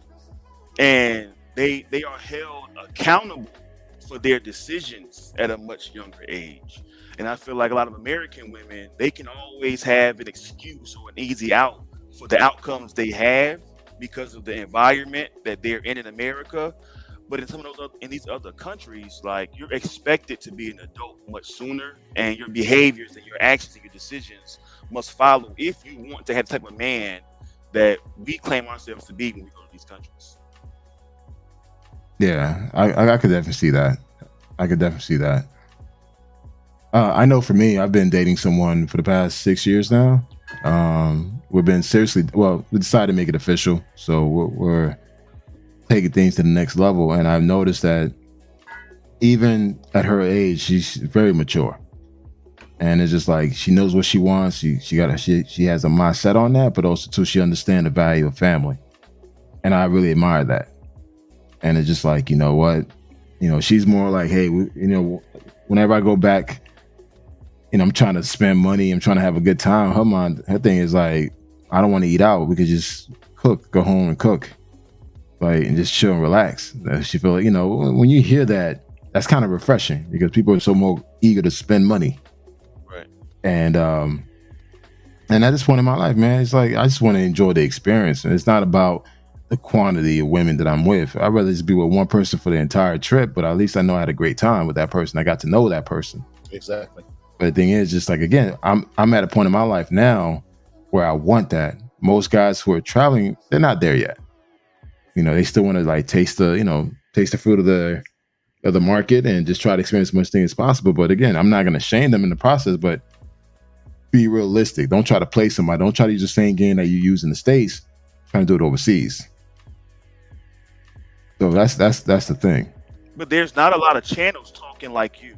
And today is my first day coming across your channel, brother. Oh, wow. Oh, wow. Thanks. And every other channel, because I spent months before I traveled listening to all of these different YouTubers talk about these countries. I would have got you straight, bro. Shit, Cali. I've been going to Cali since 2016, man. That's he said he was a proud papa. He thought you had been listening to him. Yeah, I know. Hey, I was like, they been listening to me. I'm like, motherfucker, just find my damn channel today, man. What kind of shit is that? I came across your content, and you're the first channel on YouTube I've ever come up and joined the stream too. Oh, wow. Thank you. It's an honor, sir. When I heard your content, and I was like, oh okay, this guy's different than everybody else talking about the same old BS. You know what I'm saying? He has a more mature mentality behind what he's doing. And I had to join that conversation because it's similar to what my purpose was traveling, and this is why I wanted to join. So how you felt, like when I kind of mentioned the same areas that you went to, like how you felt that, that I knew about that? Well, I figured you would, or you should know about those areas because most guys don't know about Cali. That's the thing. A lot of guys never been to Cali. They just know Pacajeres, that little park in El Poblado. Like for me, I've been all over Colombia, but a lot of guys never been to Cali. So when you said that, I smiled. I'm like, oh shit, you been to Cali? All right, cool. Then you mentioned about Paquepero, Granada, and all this. I'm like, all right, those are my old stomping grounds. Like, all right, cool. Been to Cali? Oh man, Cali. I was in Panama with a chick, and we were riding around, and we called an Uber, and the Uber guy was Colombian, but he was in Panama, and I was like, "So, what places do you recommend to go in Colombia?" He was like, "Medellin and Cali." Yeah. Really? He goes, "Yeah, go to this certain area." He was like, "Go to this certain area in Cali, and you'll love it. It feels like this." I was like, "Damn." So Look, I got man. the guy's number. I got the guy's number to this day. Okay. So yeah, when you meet people like that, man, you befriend them. I have people that from Cancun, Tulum, the drivers, the Uber fucking man. I mean, not the Uber managers, but the Airbnb managers. Mm-hmm. Got all their numbers, got all their names. They stay in contact with me with WhatsApp because I'm seriously going to buy Airbnb down there and have it managed by one of the people I already know. Yeah. Hybrid? Man, don't be promoting Cali too much, man, because those niggas gonna go down there and ruin it, man. It's gonna be like Cartagena, damn dirty, dusty niggas down there, goddamn buying the girls and bringing bullshit, man. Let them stay in Cartagena and Medellin. Then all the damn scalper men gonna show up and they gonna start drugging everybody. Then we have to go somewhere else because these assholes, you know what I mean? Gotta keep some places like hidden gems. Yeah. For the serious upper scale brothers to have some place nice to go and see nice women. And to be honest, I'd never really promoted Cali for that reason because I didn't want to ruin it. So I was like, I'll tell guys, yeah, go to Medellin, go to Cartagena, but I never promoted Bogota, I never promoted Barranquilla, and I never promoted Cali because I didn't want to ruin that. These are like the gems of these countries, and I don't want a bunch of dudes going there and ruin it. So I said, yeah, you go there, you're gonna get your kidney snatched, man. Like I'll say that because I want you to stay in El Poblado. I want you to stay there. Like even in Medellin, like I stayed in Envigado, I stayed in Laureles, and I always tell guys stay in El Poblado, stay there, stay in Pacajeres. You don't need to go nowhere else, but just stay there because the thing is you're not ready, and I refuse to allow your dumb ass to go ahead and fuck things up for me. Look, man, I'm gonna be on a plane in a few hours. Okay. Cali is on one of my destinations. I'm gonna go to a couple of different countries, but tell me you got Costa Rica and Ecuador on your list. No, man. I've never been to either one of those. I'm actually gonna go, and I don't even like telling people where I'm going, but I'm going to Panama. All right. You like it? I've been there. I'm actually I'm a citizen there. Oh, okay. Yeah. I got family from there. My mom from there. So I'm gonna go down there and kick it a little while, and while I'm there, I'm gonna fly over to Cali and kick it. I've never been to Cali. I've been to Cartagena a lot of times. I've been to Medellin once. I didn't like Medellin. I love Yo, Hybrid, hit me up when you get to Cali so I could get you right. Yeah, I'm gonna definitely do that. And I was listening. I've been listening most of the stream, and it was my man Beezy. He was saying, I just wanted, I heard some of his first impression, but did you feel safe there? And that goes for all you guys that have been there. Like, you feel safe there? Yeah, because of the places that I was going to, right? And the women that I was kicking it with, right? They were from these good places. They own property in Granada, I think it's called. And, their family owned property in the Chippy Chappy area, had a business out there, So I was around good people, and I was going to places where professionals was going to eat dinner and have breakfast and do stuff, you know. So it just depends on where you go, but you got to know the places that you're going to be going to, you know, and that's what's important. You have to take some time in advance, talk to some people, and just figure out the areas to hang out in, because it's easy to get caught up at the wrong strip club, at the wrong Mm-hmm. club, the wrong place if you're just going to party. But you know, put some time in, meet some people, vet them out, you know, and they will show you the proper spots to be at. And I felt safe everywhere I went. You know, I had not one concern at all, to be honest.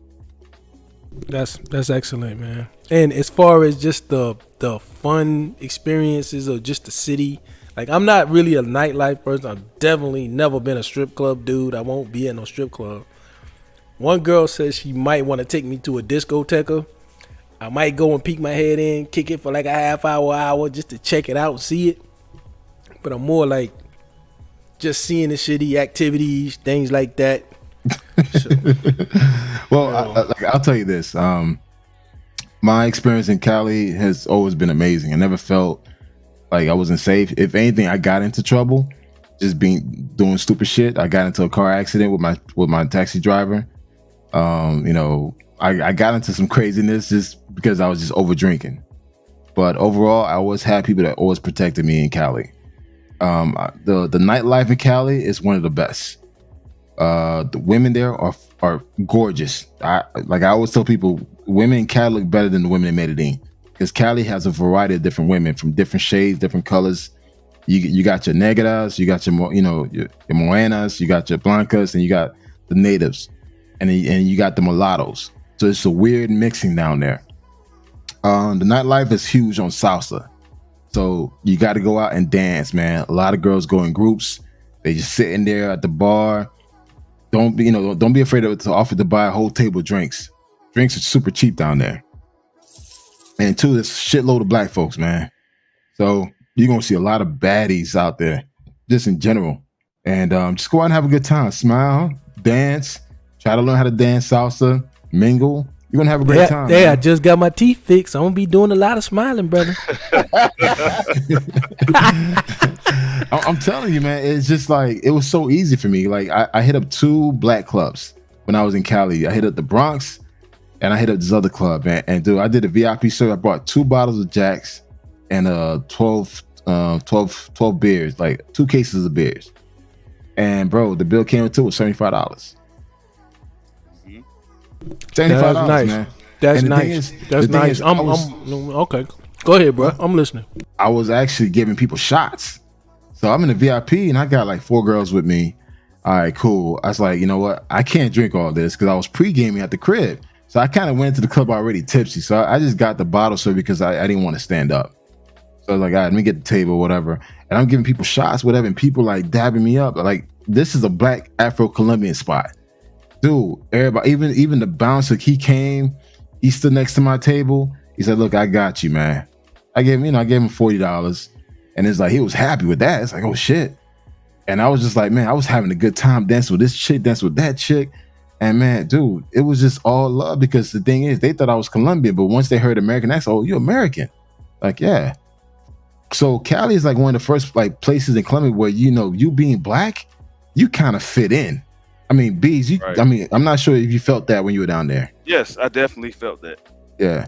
So you being a black person, you're gonna fit in Cali versus Medellin. Medellin, you kind of stand out, but in Cali, bro, dude, the women are better. The scene is more laid back, and it's just more things to do. It's like you could really go out and have a good time and come back home. But the thing is, Cali has that stigma due to the whole cartel situation. But again, just mind your business and you be all right. And for the fellas that they're looking for that casa, check out Love. That's a good spot. So, you know, you want a day spot to go get a massage, check out Love, man. And they'll take care of you out there. But besides that, dude, I hit up, there's a huge swinger scene down there. So I actually, I did that one time, but I didn't participate. I just sat there and just watched. But it's a huge different underground scenes in Cali, man, because Cali is a little bit more progressive than Medellin and Bogota. So you're going to have a good time out there, man. I'm looking forward to it, man. I'm excited, man. Something new.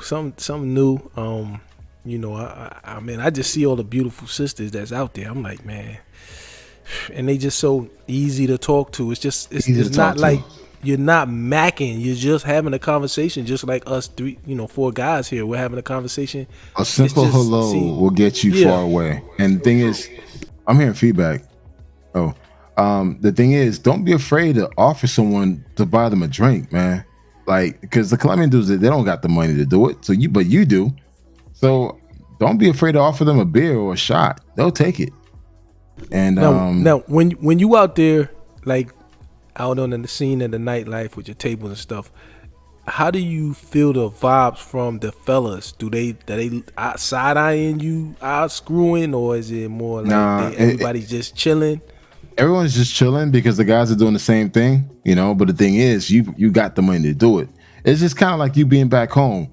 And when you buying a table, damn well it's like, shit, this $500 is gonna hurt me tomorrow, but fuck it, I'm gonna enjoy myself. Whereas it's like the guys there are going through the same stuff that you go through here, but the only difference is you using American dollars. So you spending money at the getting a table is not gonna hurt you. So you could just go out and enjoy yourself. And the thing is, they're gonna assume that you're Colombian too. Again, there's different shades of black folks down there. I seen someone way darker than me to someone more mulatto looking. They're gonna assume that you're Colombian until you open your mouth. And again, just be cordial, be nice, show respect, man. If you show that ugly American side, it's not worth it, man. That's why, like for me, whenever I travel, I have a mindset. I have a 10-year-old son and I have a son in college playing football. I want to come home to my kids.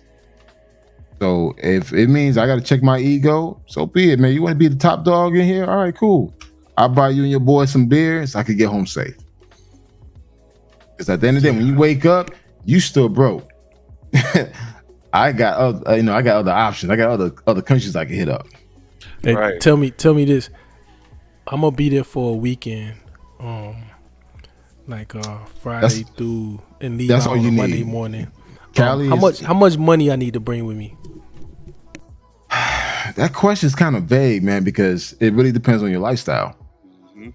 It depends on your lifestyle. I mean, again, you seem like a person that want to have a good time, that want to eat good food and have a great time. I should say, hey, that weekend, just put $1,000 in your pocket. Whatever you don't spend goes back to the bank. Oh, okay. Again, and you got to have them pesos, right? They don't want no dollars.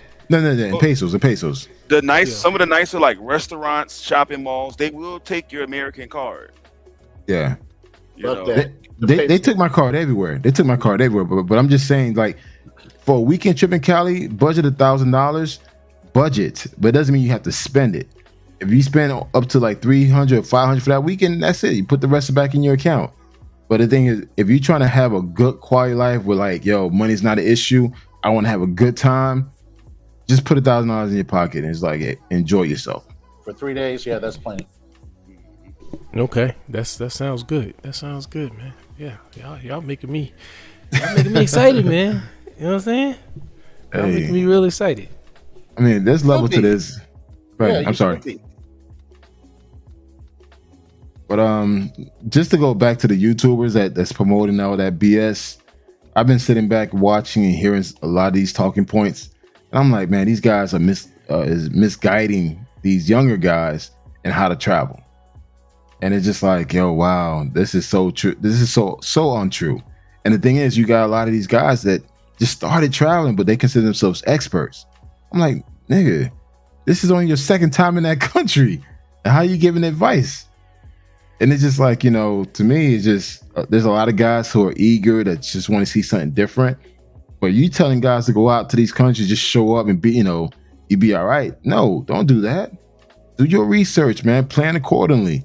Don't just show up and think you're going to be all right. But it is what it is, man. These guys have a larger platform, so hence why, you're hearing a lot of dudes getting robbed and drugged and all type of shit. Then you're hearing the what do they call themselves? The coaches, the PUAs. Oh yeah. Making fun of brothers going out there getting jumped on and robbed and paying for chicks to live, and Well, the thing is, the passport bros, they're not putting themselves in the best light. it's like they kind of embarrass themselves. They jumping on these platforms talking all this mess, and it's just like, the PUAs, the Peso Man, and all these other guys, they're using their own content against them. And they're making valid points against them. Yeah, they're using valid points, and I catch that. And that's the thing is like, being a consultant, I listen more than anything. Exactly. So, and I noticed that the Passport Bros, man, they just talk. They just keep talking to the point where I see a lot of holes in their conversation. And guess what? If I can see it, imagine what the people that's going against you see. Right. And they're using that same information against them. And it's just like, which making them look bad, man, making them look thirsty. I'm like, man, damn. But I'm not listening to no more though. Most of them are mongerers. I've noticed that in those groups. They are mongerers. That's all they care about is the sex, the cheap sex, and it's like, half of them probably will end up getting infections and all kind of crazy stuff. You know what I'm saying? It's like, I don't deal with nasty women in America. Why would I go somewhere else to deal with that? It don't make sense to me. I agree. Yeah, I'm not tuning into no more the argument of it. I'm just listening. I can't deal with the toxicity of it. Yeah, I'm not. I just tuned all of that stuff out and just, I'm just listening to the brothers who mostly in my age range and brothers who are more upper echelon, dudes that are deep in their careers, making good money and with a similar mentality, so that I can listen to conversations of men's experiences and their different perspectives. But the arguing and then the women arguing with the men and all of this stuff is so toxic. It just, you gotta block that stuff out and just focus on positive aspects of it. They're all fighting for, they're all fighting for views, popular opinions. There's a lot of alternative reasons of why they're doing what they're doing. Like Peso Man, he lives in freaking Africa.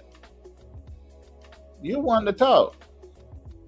You in Africa down in everybody else, but he's down in the Passport Bros because of the way they carry themselves when it comes to mongering.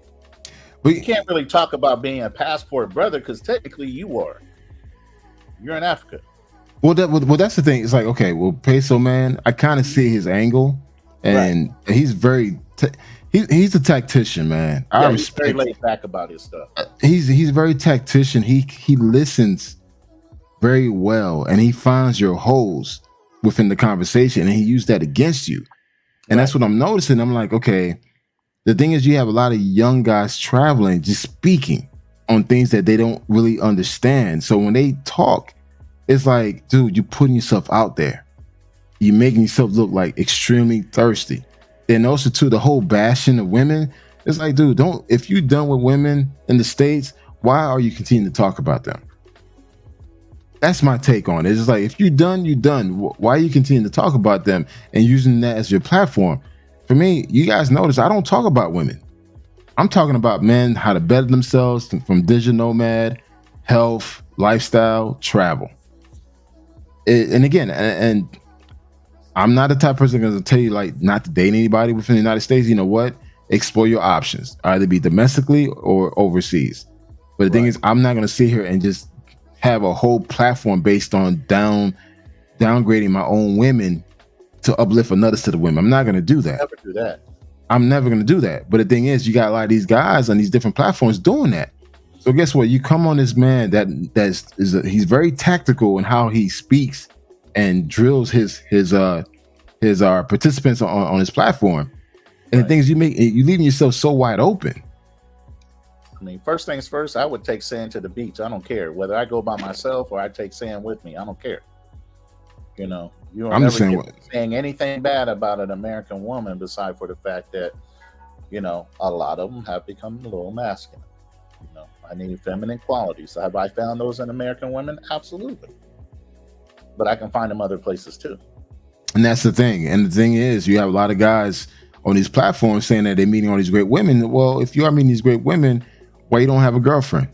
Or why you're not married? And that's a valid question. If you've been trying for the past 7-10 years and you say that women are better overseas, where are your receipts? Right. And a lot of guys don't have no receipts. They just talking, and it's just like, And you know, it married, just you ain't got no kids. You yeah, no kids, you got nothing in sight. But yet you're saying women are great overseas, but yet you don't have a woman, and that's why I understand his. That's why I understand his point when he says that. Right. But the thing is, you have a lot of guys that's talking about traveling with no damn receipts. You host all these live shows, you live in these so-called countries, but then there's no receipts of your travel experiences. I don't get that. Like for me, I just got back from Mexico. I uploaded 7 videos. Right. But the thing is, you got guys that live in these countries only do lives, looking for that super chat, looking for that that PayPal. It's just like to me, I look at them dudes as a come up. They just trying to come up on the level of ignorance of these young travelers, because they know damn well guys like us who are researching, preparing, networking, pipelining, we're not going to get fooled by their tactics. So, you know, hey, yeah, I got a pretty girl. You walk away with resources, friends, family, Absolutely. or associated family. So when you're doing it right, you got so much history within the country of people you know. The next time you come back, there should be like 25 people waiting on you. Absolutely. That's how it used to be for me in Honduras. I used to go They'll be happy to look for you when you coming into town, man. Matter of fact, used to be waiting for me at the airport. They be of that country. They be probably saying, "Hey, when's your boy coming back?" Yeah, they I remember I went there to stay for like a month. Yeah, I rented this nice little house out there, and when I got you know, all I knew was I was going out there and stay for a month. And I had a house. I hadn't pipelined no girls. I was just going out there, and so but I had been there before, and so I had friends who were, you know, looking out for me. That's all you need. And then when I was walking out the airport, I finally checked out. We was walking out to the car. My homeboy Shane, his phone rang. He's like, "Hey, yo, it's for you." I was like, "It's for me?" She was like, "Hello, my name is I'm Shane cousin. Oh, I hear you coming here. Where can I meet you?" That later on that night, she was there. I mean, it was just like, because it's like you said, they knew me. I had went to the met the grandparents, and they was cooking for me and giving me Florida cognac and stuff like that, because I had that good rapport with quite a bit of people. They was just, the word got out, and then when I was on my way back, the word got out even to girls. Bro, you I had to blast that little time. That? We went to Australia one year while we were on deployment. And when you get off ship in Australia, you're there for 2 weeks. We were on the Perth side. But they have this program called Adopt a Sailor, Adopt a Marine, where they'll take 7 of each, and the families will come pick you up, take you to wherever, farmland or wherever the hell they're going to take you. And you stay for about a week and enjoy the culture and everything. What they're really trying to do is get that American man to want to marry their daughter, because they feel like American men are going to treat their daughters better than the fucking Australian men, who are a lot rougher. So they're literally trying to get you to fall in love with their daughters within that week. That's when I knew. And I had a guy that was in the Navy. He got married to the president of Mitsubishi's daughter in Japan, just because he was an American black man too. And they hooked him up with the daughter. So we carry a lot of weight overseas, bro. All you have to do is carry yourself a certain way. And that's the thing we promote, and through my channel, through my Facebook group, is like, conduct yourself a certain manner where you can be respected. Again, like for me at the airport, if I see a bunch of ninjas acting a certain way, they go left, I go right. I don't want to be associated with them, man. I'm just not. And it's just like, you know, for me, the way I present myself is extremely important. So if I see that loudness, silliness, you know, I will distance myself from that. And I've been in countries where literally I had the fathers would try to bring their daughters to me and like introduce me to them. And I'm like, nah. And like I kind of knew what they were trying to do. And I'm like, nah, I'm not, you know, I'm not interested, because they kind of saw me as, okay, you're a guy that carry himself a certain way. and you see a guy, you seem like a guy with means. Therefore, hey, this maybe be a possibility. But I'm like, no, I don't do that. So like the thing is, the way you carry yourself, the way you conduct yourself, everything else, man, it speaks volume. This whole thing, just showing up to that particular country, just like, hey, just turn up, get lit, be loud. No, that does not. It's not going to work in every city you go to. And it's disrespectful to their culture. Yeah. And man, that's why I stopped. I stopped drinking liquor because I used to be down in Cartagena getting towed back, and I'm a type of person that gets I get aggressive when I'm on liquor. And then I was having crazy hangovers where I had to lose a day or a day and a half on a hangover. So as I grew, I was just like, I need to let the liquor go so I will be more under control. So now I'll only drink wine, usually just champagne or sparkling wine, and I'll let myself get a nice fun little buzz. But drunk, I don't think it's good to be drunk overseas. No. Yeah, I didn't get drunk at all. I had like a 2-drink maximum wherever I went, just to make sure that I was always in control of all of my functions. And if something was going to go wrong, I was able to take care of myself. So I have seen guys that, on YouTube, their first time in the country, they drunk, they high with strange people. Like, no, that's just not. That's that military background right there. You already know. You can't move like that, man. What's wrong with you? Yo, bro, we sit with our backs to the wall. Right. A couple drinks, but nah, bro. Nobody's coming up behind us doing no crazy shit. None of that. And I probably came off a little strange to a few of the women because before, I'm gonna be honest, it might sound strange to y'all, but before like I met them, like they showed me their local identification. No, that's not strange. I do the same thing. I'm not playing that shit. Whenever I meet someone, hey, can I see your ID? Because like, and I always tell them, like, listen, the places we're going to go to, they're gonna ask for ID, so you gotta have one. Oh, I don't have one, then you gotta go home. I'm not playing that shit. That just for the simple fact is I don't want no minors around me as old as I am. True. I'm not trying to get caught up in no some kind of ring of kids. You know what I mean? He's human trafficking little girls. Right. Yep. Right. But they respected the things that I was doing. Like if it was the first day I was meeting you, and we went shopping, I dropped some stuff at my hotel. Like just stay downstairs. I'll be right back. You know what I'm saying? Like I gotta get to know you and feel you out before you coming in my room and we chilling and drinking in my room and you in my bed. You know what I'm saying? Like you just gotta know how to move. That's it. Right. Yeah, I mean, it's just being smart in how you move, and that's the thing. It's just like you have a lot of guys being very sloppy out here. Hence why, a lot of the issues that's been going on in these countries. I personally know guys who've been drugged and robbed.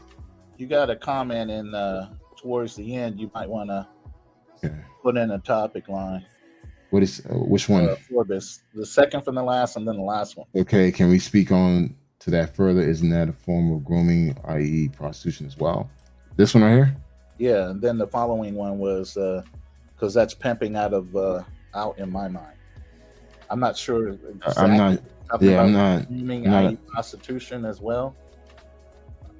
So, okay, can we speak to that further? Isn't that a form of grooming, i.e., prostitution as well? Oh, as far as the fathers. Oh, okay, got it. This is a reference to the fathers that's trying to introduce their daughters. Yeah. No, it's not. That's traditional. Right. Most countries, fathers actually find husbands for their daughters. That's what I was thinking too. That's what Americans used to do for their daughters. Yeah, it's just in the Western world we stopped doing that. So, but most countries really they find guys, suitable men for their daughters because they want to make sure that the daughter's taken care of. And that's true love. That's true. And it's love, a family. It's a family joining thing. Like in those traditional cultures, when you marry into another family, you merge into families. Right. So they want to know the girl and the family. So the father and the parents would be like, yeah, she comes from a good family. we'll be comfortable merging families through this union. Right. And the one I spoke of is in a first world country. We're talking Australia. Yeah. This wasn't no third world country where nobody had money. These families had wealth. They had money. They had farms. They had plenty of stuff. They did not appreciate that Australian men would abuse their daughters, so they would prefer they meet a good American man that has some morals. And obviously, if you're in the military, you have some ethics and some morals. Yeah. So, yeah, it wasn't something where it was, i.e., prostitution. If the daughter didn't like the dude that they brought home, then it wasn't a match. You get what I'm saying? So I don't think it was necessarily prostitution, but an opportunity to see if they could find a good man for their daughter through an American, and it would give them dual citizenship.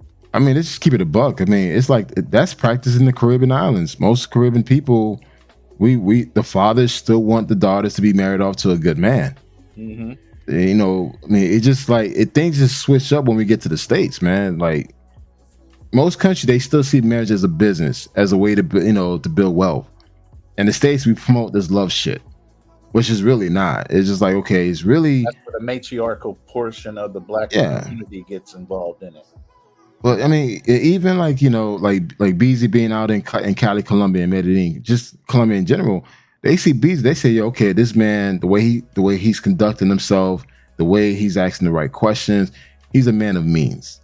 He's a man about business, dude. That alone will set you apart from everybody else. Right. Because again, in our culture here in the United States, the way you conduct yourself, you consider as educated lane because you don't got that swag." You don't got that edge. It's just like you got to be what's that word? Corporate thug. Corporate thug. Yeah. Yeah. Be that corporate thug where you got to have braids, cornrows, wearing a suit. Right. Brains at the same time. Right. You got swagger. You gotta be a unicorn. You gotta be Tupac. You gotta write poetry. You gotta be, smart. You gotta have it all. It's a unicorn that just really don't exist. So I hope that helped you out, Forbes. So hopefully that answered your question. Yeah, I know. and these people, they aren't dumb. Their economy may not be as much as ours, but these are not stupid people. Some of these cities still have great infrastructure. They have scientists, they have lawyers, business people. But the thing is, BZ, the perception of the world, the perception of Black America, think of these people out in South America and Central America that everyone is dusty, barefoot, walking in red dirt. Oh man! They think that everyone Vietnam, they have Bentleys, they have Ferraris, they have Lamborghinis, they have them in all those countries. Singapore is one of the richest countries you can possibly meet in Southeast Asia. There's a lot of countries where you would think they were just dirt farmers. They're not. They have money. There's an extreme distance between those that have and don't have, but they have money. And I went to one of the restaurants. This was kind of took me back a little bit. I was like, so American Express isn't accepted everywhere, right? But I brought my American Express cards. I didn't bring all of my cards everywhere with me just in case something happened. I didn't lose, all my stuff. And so one of the waitresses was like, well, we might not be able to accept American Express here. And the girl I was with, she was like, don't worry about it. If they don't accept it, I'll pay for it. I'm like, damn. Like, she did it with a smile. She was ready, like, no problem, But she was from a good family, good neighborhood. And if I was walking on the bus and I was looking dusty, she wouldn't have been out with me. She wanted to be out with a man that matched her level of dating or what she wanted to do, So it's just, you got to stop meeting the dusty women and you will get a better experience out of the woman you with. Well, that's the thing. A lot of guys are meeting that dusty women. So they go to you've been to Medellin, BZ. So you've been to Augusto's, Pacajeras. Yeah, I went to Pacajeras. I've seen all of that. Yep. Yeah. So guys meet those women there. So hence they think that everybody's struggling. Everybody just want them for their money. But it's like they don't go to Laureles. They don't go to the higher end area where people driving Porsche, driving Bentleys. They don't go to those areas. So like for them, they think like they're God because you're in Pacajeras. But take your ass up the hill and hit up that area. Trust me, you see Bentleys, Porsche, Lamborghinis, all that stuff. First of all, you gotta change the way you dress before you walk up there. Looking like a stumble bump. They're gonna wear their football jersey and Air Force Ones. Big ass Air Force Ones. Them space ass shoes, man. Wow. So it's just like this should take up more space than anything. Them damn tennis shoes, man. You better stop that. and they look at how you dress. Yeah. girl was telling me was like they look at style in a man, and it tells them something about that man. So they paying attention, and they smart, and they will decide how to deal with you based on how you dress. Then if you don't speak Spanish, and then if you acting stupid, and some of those women, they are out to take advantage of stupid tourists, and exactly, Yeah. Well, I mean, I'm super glad because you had a great time, man. You went to Cali. Awesome, man. Your first time out, you did first it time right. out there, yeah. There's some relationships up to where you can go back plenty of times. You were included as family. I have no lesser thought of you now that I know you're an Army man. I know you would you set yourself up perfect. My goal was when I leave to come back, I don't want to have to pay for an Uber. And the brother of one of the girls I was kicking it with, him and her took me to the airport and dropped me off. And that's when I knew I'd accomplished fitting in locally when I left. Nice. And again, like, I thought that you were one of my listeners. So when you were saying all the thing, I was sitting here all smiling. I'm like, dude, just find me today. Like, what the hell? Man. I'm salty I didn't find you before, because I'm sure you probably got a lot of information that would have been so valuable to me. But I'm here now, brother, and I'm glad I found your page. Yeah, check his website out. He has a lot of good footage and good information on his website as well.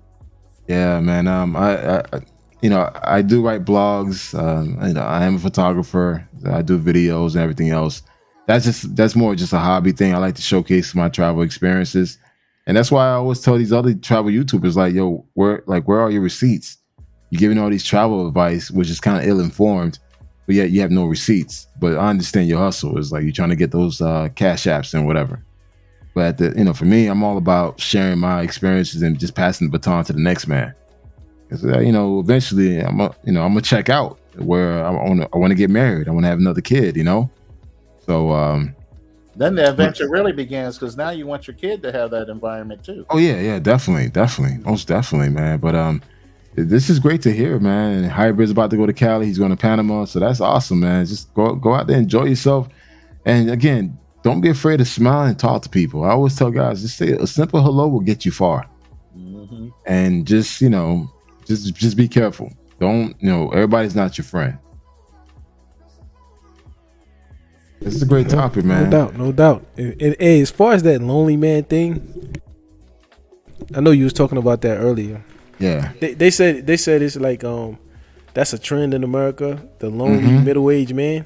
Yeah, that's a big thing now. You agree with that? I see it. I mean, I do see it. I think it's just a lot of men just frustrated. A lot of men just, they gave it a run. They probably divorced. Or walked away from a relationship with nothing, and it's just like, I'm done. I'm just gonna focus on just taking care of me. And also too, but the thing is, you have a lot of younger guys that feel in the same way. That's an issue, because as much as the world is concerned about, the mating issue that's happening across Western world, a lot of guys do want to find love. A lot of guys do want to get married, man. That's the thing. It's like people think guys out there trying to play games, but it's really the women is playing games. So I'm telling guys, like, listen, man, explore your options overseas, but just be smart about it. Don't be quick to fall in love with a big ass and a smile. Just don't. It's just like the same vetting process you have in the States, you apply it overseas. I wanted to ask your panelist BZ and the other gentleman. I don't know your name. Other gentleman. Alex. You can call me Alex. Alex. Okay, Alex and BZ. Do you guys date Americans? Of course. Yes, absolutely. 95% of the time, it's an American woman. Like I said, I take sand to the beach. I have different chicks in America. They know I date around. I'm not with one particular one. When I'm ready to go, if one's available, guess what? They could possibly hop a flight with me. If not, I'll go to wherever I'm going and meet up with somebody. Yeah, and I've dated. I'm twice divorced. Well, so wait, you twice divorced? Twice. At 36? Wow. At 30, I got real young. I tried it out, had kids real young. Okay. 6 years from my first marriage and 9.5 years from my second. I wasn't dumb enough to stay married for 10. Right, So both of y'all twice divorced. Oh yeah. Yeah. Oh wow. Wow. So this juncture in my life is like I'm not putting up with the same BS or going put myself through this. I got to be a fool to do the same thing over and over again. Right. You know. So Definition now, of insanity. right? You know what I mean. So it's like, and at this stage in my life, I have built up more for myself as far as my education, my wealth, my assets and stuff. So I have a lot more, you know, awareness as of who I am. You know what I mean when I'm dating. But the difference that once you spend your resources up on family and kids and everything else as a man, you have to redo that again and again, 2 times over. You ain't in a rush the third time to start resources. Okay? Not at all. Or just the stress that some relationships can bring. Let me tell y'all something, man. You know, I was over 300 pounds, right? I'm around 230 now, right? So I lost about, 80 pounds, right? I gained weight from emotional eating while in relationships because I was stressed. And I found out after going through therapy, after my last divorce, that relationships was killing me. Yeah, they can. It was killing me, man. You know, and when I freed myself and took my life back and said, you know, I'm going to be single. I'm going to go out here and travel this world, you know, have fun, but safe, proper fun. Man, I've been so happy. I lost weight, got into the gym. Like, I just changed my whole life around. But it was realizing, like, you know what? You can't just stay stuck in bad relationships just to save face for your family and friends and all that type of stuff, you know? Right. BZ, me and you gonna have to hook up, brother. Absolutely. Absolutely. I'm saying that because my channel is all about military personnel that wind up traveling overseas, either to stay abroad or they just got back in the mode of traveling. And I like to do interviews of those people and ask them 5 basic questions on why they decided to stay abroad versus the country they actually fought and risked their lives for. Well, let me give you this real quick. So when I became 100% disabled from the military, I found that I could fly Space A for free or for cheap. Yeah, and I'm 10% off of that, bro. That's what opened my mind to like, damn, so I can go to all these countries, all these like I can go all over the world. I just got to get to that base or that terminal and get on that plane. And that's what opened my mind up to travel internationally. That made me delve into some of the other channels to learn more about it.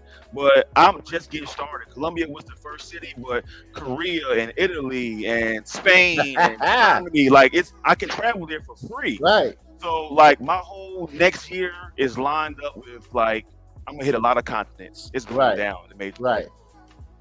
Awesome. Yeah, man. That's the one thing about military guys. We already got bit by the bug a long time ago. Yes. We might have pushed it off because of responsibilities to our children and our wives, but we never forgot. So now it's just re-energizing that bug that now you're free. You don't have any responsibilities but to yourself. Why not get back out there and enjoy what we know is out there? You know what I mean? Yeah. And I'm a software developer, so I can work anywhere in the world. Exactly. Awesome. Digital nomad. All right, welcome to the club, man. I'm also a digital nomad. I'm on the consulting side of IT business. Okay. But I actually work for one of the top 3 consulting companies. Okay. Yeah, I work in fintech. I work with COBOL languages with banks, helping them, you know. I work with Deloitte. Okay, cool. Yeah. Nice. That's a big management consulting firm. It's like Deloitte, Accenture, you know, a few of them. Yeah, absolutely. Yeah. So look at the commonality on this panel, man. Good. Yeah, man. And that's what it's about, man. It's just to network and really like uplift and encourage our brothers to go out there and see the world, but also just still be respectable and carry yourself a certain manner. That's one thing I always tell people, like we're the country club.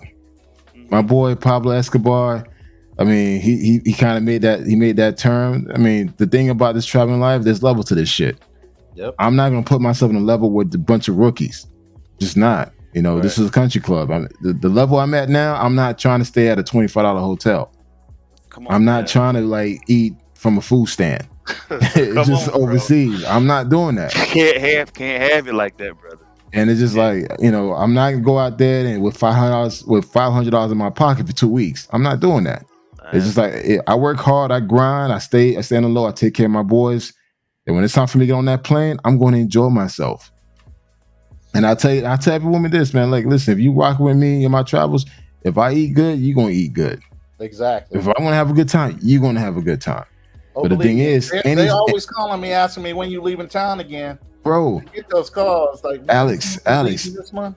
I tell you this, Alex. I just got back from Mexico. I was in Mexico this Yeah, I past saw weekend. your I was in videos. Yeah. I was in Tulum and I was in Tulum and Playa del Carmen. Do you know how many DMs I got? Why'd you go without me? Nah, bro. It's like, yo, can I come with you next time? Whatever. I'm like, nah. it's like, Yeah, I left a chick back because she was hemming and hawing around, and I took off. She goes, I wanted to go. I said, well, no, you didn't act like you wanted to go, so I went ahead and took off. my thing is, my fear is I don't want no one to ruin my experience. There you Right. go. Like I'm very particular in how I travel. Like for me, I wake up early. Doesn't matter. Good energy around me. Period. Yeah, I need positive energy. I don't want no one bitching because that whole bitching shit, like complaining about the waiter, whatever. Look, like when I'm traveling, I brush that shit off. It's like, oh, well, all right, whatever. He's not gonna get any tip. That's the way I see it. But when I'm traveling, dude, chicks. If I'm going to Brazil, I got a Brazilian chick. She knows how to speak the language. I got a Cuban chick.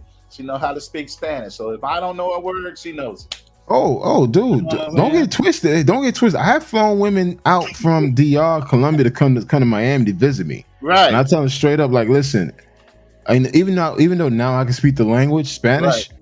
I say, hey, listen, I want you to take a lead in this. Anytime someone speaks Spanish to me, like, or Portuguese, whatever, I need you to take lead. I'm gonna just sit back and let you be the leader. Right. And I want you to handle just kind of similar to what BZ was going through. You're assistant and you're actually a boss. You're not yeah. I mean, it's all good. That's it. You know what I'm saying? You know what? Hey. I'm just saying that's no. I understand that. I understand, but sometimes you know what I like. What I know is when you give these women a little power. Oh, they love it. They love it. Mm-hmm. I was saying like, hey, I want you to lead it. And they love it. It's like, okay. Are you serious? Like, yeah, I'll follow you. And they'll lead it. And just like kind of like Beezy kind of mentioned it earlier before, it's like when that girl knows that, okay, I need to make sure he's good, she's going to protect you even more. Absolutely. Yep. It's just like, all right, babe, tonight we're going out. I got $200 in my pocket to spend. Right. So $300 to spend. Hey. And she gonna make sure that shit go as far as it can possibly go, bro. She gonna be acting like that's her money. Yeah.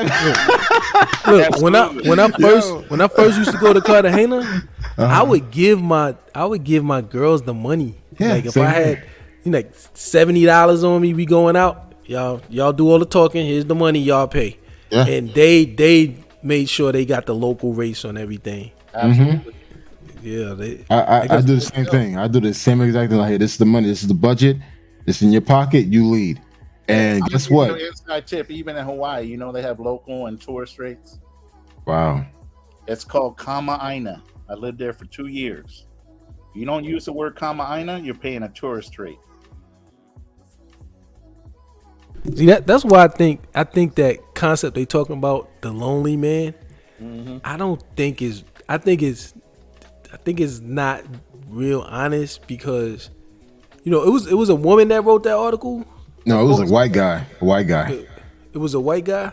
Yeah. My thing is, it's just like listening to these gentlemen and knowing the people in my real life, you know, single men. Like, I think it's more of a thing where men are choosing peace and control over the environment. Like, I would rather be in this house by myself than have a woman in here making me miserable. Correct. And so I'm a man. I've decided not to date Americans. Definitely not looking for no serious relationship with an American. But really, I don't even want to deal with them now. But I'm not a single lonely man. Mm-mm. Yeah, but you know I think that was a part of the way they spun the article as well, because there was a similar article written about black women, single black women, and it was written in an empowerment way. Black women are choosing to be single and have set higher standards for themselves, right? But then when it came to the men, it was like, we're not meeting the standards of women, therefore we're single. But like you said, or we're incels. We're incels, right? But I think it is, like you said, it's a choice that we're not satisfied with the product in the market. So we've decided to step out of the market because they're not selling what we're trying to buy. I think it boils down to that. Yeah, peace. Peace is important, man. Peace trumps everything because you can Yeah, die from man. anxiety and stress. Yes. You bring sometimes. My last relationship, she completely destroyed my peace, and Yep. it didn't return until I got rid of her. So it's just like I'm just not willing to. It's just not appealing to me anymore. I've been single a long time. I've been dating women a long time. Here it's just not appealing to me no more, and I'm not sad and lonely now. As a single man, there's lonely moments, but that's not that bad. You know what I mean? And you know it's not permanent. But it's like sometimes you think, hey, it would be nice to have a wife here with me now, you know. But mostly, nah, man. I'd rather have peace, man. Right. Marty's got a comment down there that's funny as hell. You got seasoned travelers complaining about paying $3 on a meal in Thailand. Dusty. Oh, Guaranteed, yes, they are damn dusty. You right about that. Hey, it's And part that's a of cheap motherfucker. it's I part don't of even know why these. he's there. That's Thailand, bro. That Man, ain't look, nothing. like I said, a lot of these YouTubers, a lot of these guys is part of this, part of the Passport Bros movement. I'm like, bro, you don't represent us, man. And it's just the thing is, we just accepting anybody into this group, and it's just like, and they speaking on our tour's behalf, and it's just insane, man. And that's why Peso, man, is using that shit against us, man. I'm like, man, dude, get off his platform, though. You're looking real bad right now. You got guys out there trying to lowball women, bragging about this and bragging about that. It's like, yo, you bragging about getting over a third world person? Yo. Like, really? but Yo, I couldn't. hit that last comment up. Bring that last comment up. There you go. Most women in South America have a kid already. You guys suggest dating single mothers abroad? That's a good question. Well, no, none of the women that I dated in Colombia had children, and they Okay. were all educated and had professional careers, Okay. good families. That's Beezy.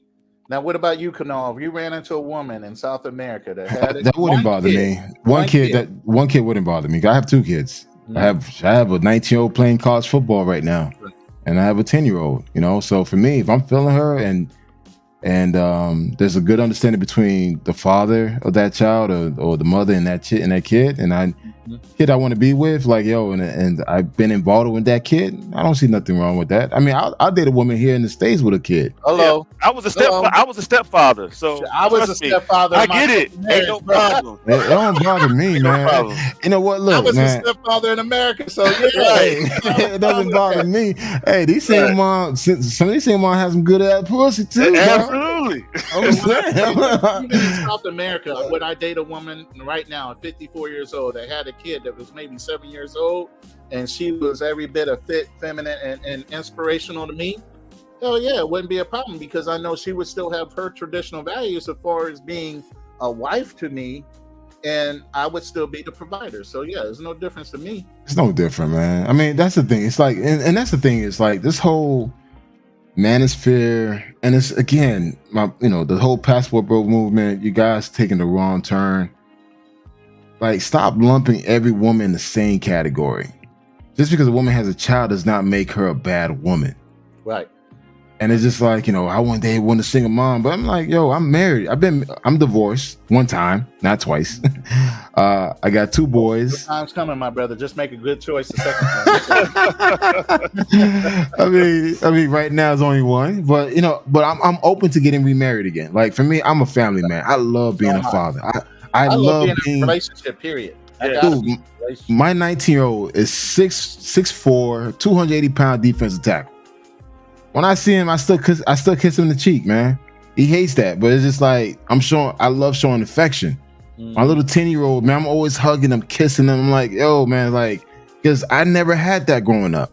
Exactly. So for me, if I date a woman that has a child, man, and she understand, like, yo, listen, if he's coming to my roof, I'm now the stepfather, whatever, but he's gonna listen to my rules. Exactly. And she's enforced it. I don't have an issue with that. Like, I'm not gonna downgrade a woman because she has a child. Dude, my mother was a single mom, man. My dad came in the picture, put my mom in the best situation she be in. I'm in this country because of my father. And it's just like for me to turn around and look at a single mom with a certain way, though. Right. If I were to do that, I'd be doing that to my mom. Right. But my thing is this: I have one child minimum. That's it. Exactly. And thing two, the father has to be involved. Like the father has to be involved in some capacity. If he's dead, all right, cool. I mean, I have full control. But the thing is, it's just like everyone needs to fall in line. For my stepson, I actually rekindled a relationship between his dad and him. Filmed all his Pop Warner games all the way through high school and college.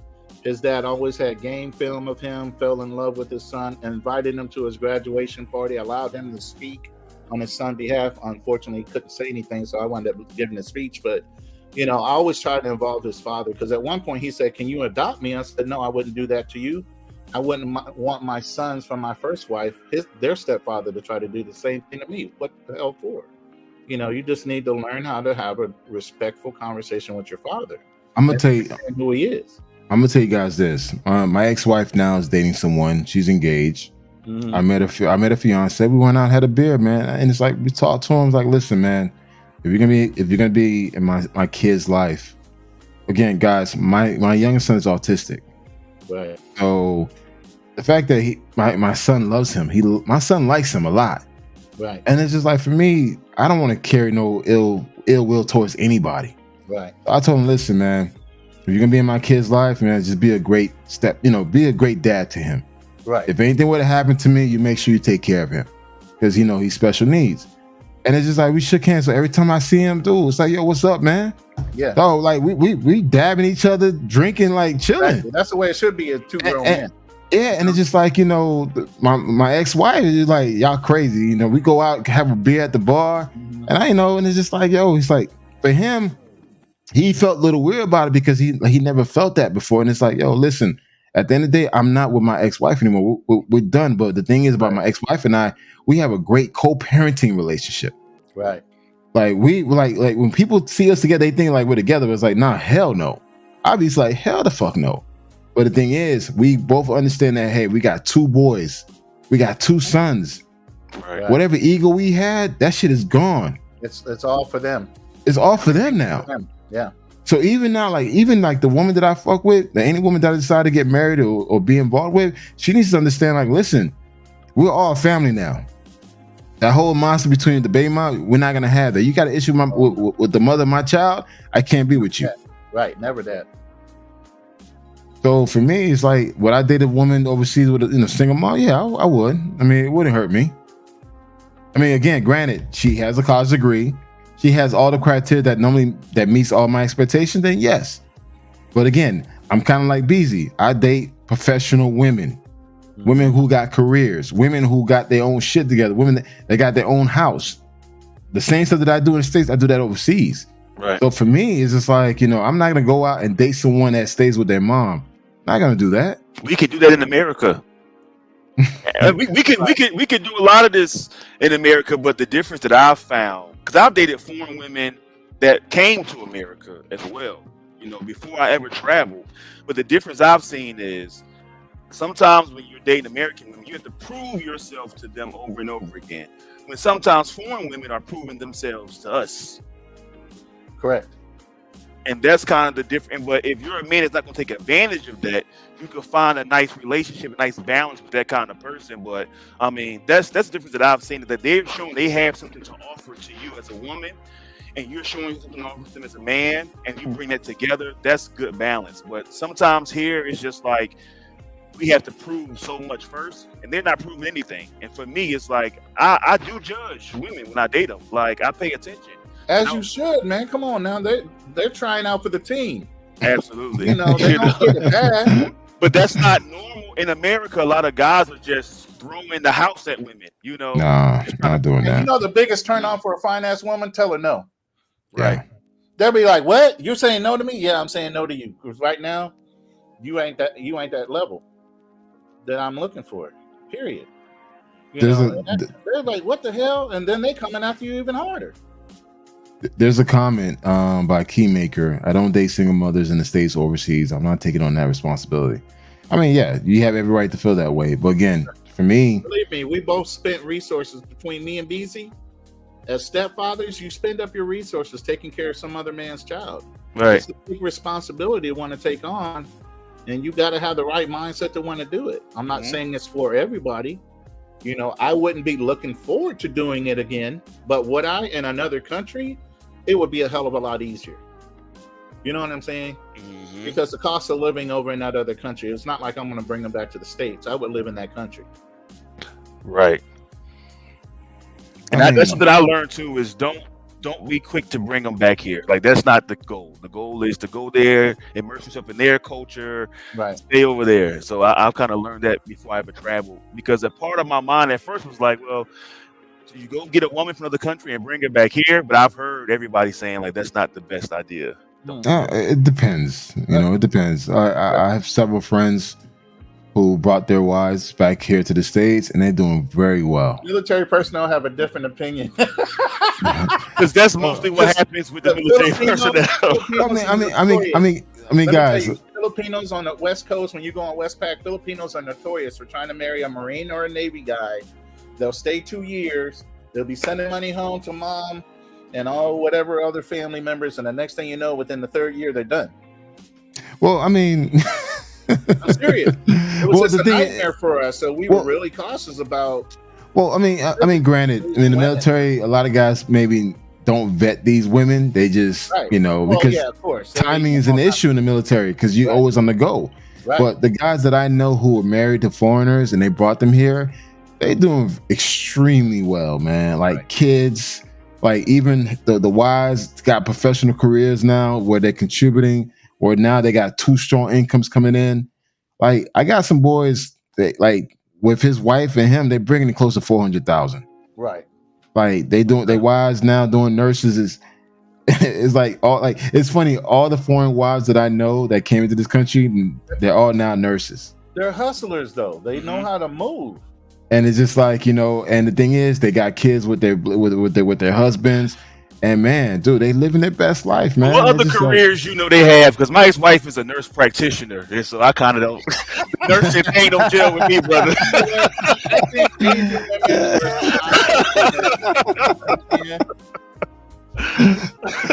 Well, I mean, well, here's the crazy thing: is 4 of my sisters are nurses, and one of my sisters is a nurse practitioner.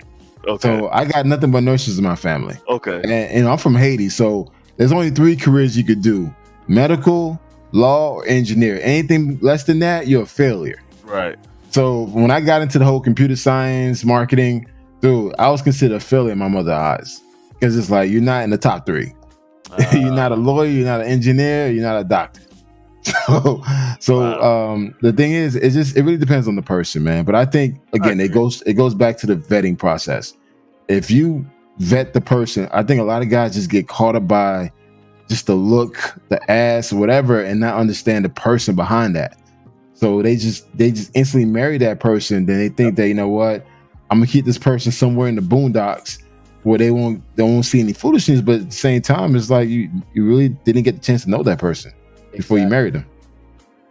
And that was a lot of the military guys' issues. They got married to them real quick, really never vetted them, and sure enough, they got hooked up with the ones that are looking just for that the excitement of going to the land of the big PX, staying there for a couple of years, getting the money, and then getting their citizenship so they can either go back home, earn money to send back home, or whatever. Yeah. So I mean, like anything else, man, a relationship is always a risk. You know, there's a 50% chance that it's not going to work out. It doesn't matter who the person is. It's a risk you take. But at the same time, it's just like, you know, don't get married at all. Just live this bachelor life. I mean, not everyone is built for that. Now, if an amazing American sister come into my life right now, I would date her. Right? So I'm not going to just close my eyes or turn my back on American women. If you come correct, I will date you and spend time with you, you know? Exactly. Yeah. I haven't just, like a lot of guys say, I'll never date another American woman. I'm not that far gone yet. No, I'm not either. Yeah, same here. I'm not there either. If anything, I'm open to it. However, just understand that I'm not going to let you ruin my peace. And I'll let you know straight up that I got options. Like, hey, it's what it is. I'm going so-and-so place. Why you always going to so-and-so place? It's none of your damn business. I'm a grown ass man. Yeah. Look, I'm so direct now. It's just like, even with my job, I'm very direct with people now. I'm like, I'm not trying to impress you. I'm not seeking for your validation. I know what I could do. And the thing is, I'm putting my best foot forward. If I gotta like jump over loop over fire for you, I'm not gonna do that. Even here, like, BZ, you're in the Atlanta area. The dating scene here is crazy. The dating scene here in Atlanta is fucking crazy, man. Like, I go out, I like smoking cigars. I go to a cigar spot, listen to some house music, grab me a couple of drinks. And, I talk to the ladies and I just listen to the stuff they say. And it's like, once I hear you bashing the baby father, all this shit, your ex-husband, I'm like, nah, I can't fuck with you. You're not taking no accountability. Everything's his fault. Nah, I can't. Good enough for you to lay down with, or good enough for you to let him put a ring on it. So all of a sudden he's an asshole, right? Then those are two. The whole that shit. I mean, the whole eyelash shit. That shit's a turn off. The bull ring. Yeah. The bull nose ring. Turn off. Caked up makeup. Turn off. Turn off. Weed, all of that. Turn off. So Come for on, me, brother, you talking that talk right now, brother. You talking that talk. Hey man, I'm at a point. Look, I'm 44 years old. I'm at a point in my life where it's like, hey, listen, I don't need to take this. Like I don't really need to take it. I'm okay going home by myself. I could go out to a nice spot, enjoy a great dinner, go smoke me a cigar, have me a nice couple of drinks, and go home. I'm not pressed to fucking meet people. And the thing is, it's just like, then also too, I know for a fact the next couple of weeks I'm gone. I'll treat myself to a trip, man, enjoy myself and meet someone out there. So for me, it's just like, if I'm not getting that energy from a sister, and again, I give sisters top priority. I always give sisters first right of refusal. Yeah, it's like, okay, dude, okay, you're the first person up. Once I start hearing some fuck shit, you know what? I ain't the one, man. I'm good. Bro, I got a list of 3 on my list, right? And I got one chick that I told her, you have first right of refusal for all trips. So if you say no, don't say nothing about who's going second. And the level of arrogance I can't take, man. Oh man, I can't do it, man. Patrice O'Neal said something that I heard, and I was like, this is crazy. He said, because usually when you first dating an American woman or a woman in general, you gotta have some finesse to how you deal with a woman. Get to feel her out, understand her, all that kind of stuff, and say the right things, whatever. Yeah. But when he said, American women, you have to finesse them for the entire relationship. It's like you can never let your guard down. You always have to keep that dream alive, that spice alive, that finesse alive. If not, somebody else will. And it's like, damn, at what point can we just be normal and just love each other? Thank you, Janet Jackson. Say you know what I'm saying? It's like, what have you done for me lately? Yeah, it's just, I don't know. I just feel like at this point in my life, I think a lot of guys, we worked hard to be in the position that we're in. We're now at a new tax bracket where we're making good money and we respect our money. So it's like, I'm not going to go out and entertain somebody that I feel like I'm not going to get nothing in return. Hence why I really don't entertain dating. It's like, I'll tell a girl, hey, let's meet up for some coffee. Let's meet up at this park so I get to know you, so I can fly my drone and we could talk. Let's go take a walk on the belt line. Oh, why we got to do that? Okay, I can't fuck with you then. It's just like, once I hear that snappy ass, sassy attitude, like, I'm good, man. I'm good. You know what? I'll make it look, my son is sick. Shit. See, and that's the whole thing. They fuck it up because they don't understand if we met for that coffee or we went out to a park just to get to know each other. How do you know that doesn't roll into let's have dinner? Dude, and that's what I always do. Roll into something else. Let's get some drinks after. And Alex, that's always my plan. It's like, okay, exactly. Let's just meet up. I already know, bro. I already know the setup. Look, let me tell you this. If I'm scheduling a date with you to meet up with you, that means I had to find a babysitter or someone to look after my kid. Right. So I already planned my date, like my whole entire day out. So now you decide to give me some sassy attitude. So you know what? Fuck it. I'm done. Yeah, I gotta get back to my son. I'm not gonna keep on dragging a date that I know I'm not feeling. I'm not doing that. Right. And that's the thing. I think a lot of women, especially a lot of sisters, don't understand that now. It's like guys are just like, fuck that. We're not doing this. Nope. And now when you go to downtown Atlanta, Buckhead, all these other Sandy Springs and other areas, you see a bunch of women at tables. Guys not by themselves. Guys not talking to them. And then if you even go over to talk to them, now it's a whole scene. If you're not up to par of what they want, you get what I'm saying? It's a whole fucking scene. Like, yo, I just came over to ask you if you wanted a drink. It's crazy, man. The cost of dating versus traveling. You know what? I'd rather travel. I'm sorry. Sorry, people. I'd rather travel, man. Yeah, I don't mind dating, but yeah, I prefer to travel. I just get more bang for my buck, and also too, it's just a peace of mind that, you know what, I don't have to entertain anybody while I'm traveling. The only person I need to entertain is just myself. That's it. So I mean, it is what it is, man. But this has been a great conversation, man. I got a new subscriber, BZ, man. Hey, awesome, man. Cali. Yes. Hey, stop talking about Cali out there, man. All right. Just promote Pacajeras, Medellin. Just promote I've heard multiple people say keep that Cali a secret. So I'm following in line. Don't worry. Yeah, man. We don't need nobody to go down there and fucking that shit up, man. That's a pocket listing. Just keep that in your pocket, bro. Gotcha. I mean, you only give it out to someone that deserves it. It's like, all right, you seem like a legit guy. Right. All right, hit up Cali. Right. The rest of these dudes, yeah. Oh, yeah, Medellin, Pacajeras, Hot Tower, Cartagena. Yeah, go there, man. Yeah, pay $200. Yeah. That's a good deal. You know? Gotcha. But anyways, man, it's been 2.5 hours, man. I really appreciate the conversation. Again, this was a remake because the first video I did on the same topic, I had 2 bottles of wine. And I noticed that, and I was listening to the podcast the next day. I'm slurring. I'm like cussing all over the place. I'm like, damn, dude, what's wrong with you, man? So I delete, even though I had like the highest engagement, one of the highest views. I had to delete it as a professional, man. As like, I can't have this out there. So I had to delete it. So I said, you know what? Let me just do it again today. And so I just decided to just turn the StreamYard on, put the microphone on, and just go ahead and do it.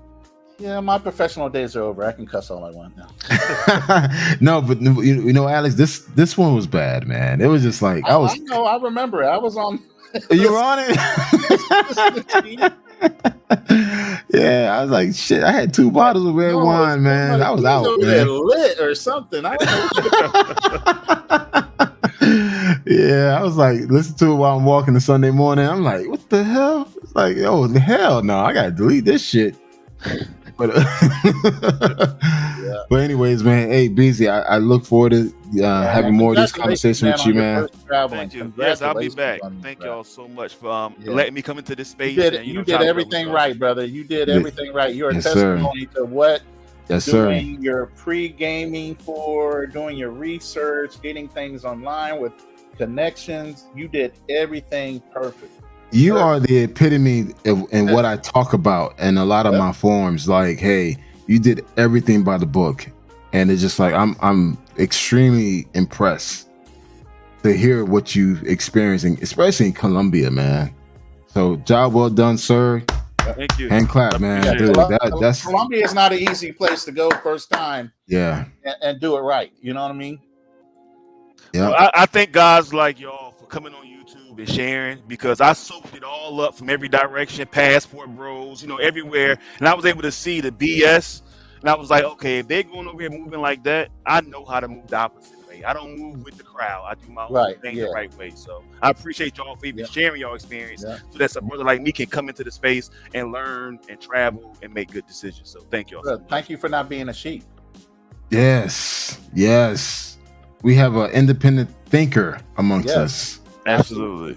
So what I'm gonna do? We're gonna do our closing, man. So BZ, I'm gonna have you close it out for us, and then follow with Alex, and then we'll end the show.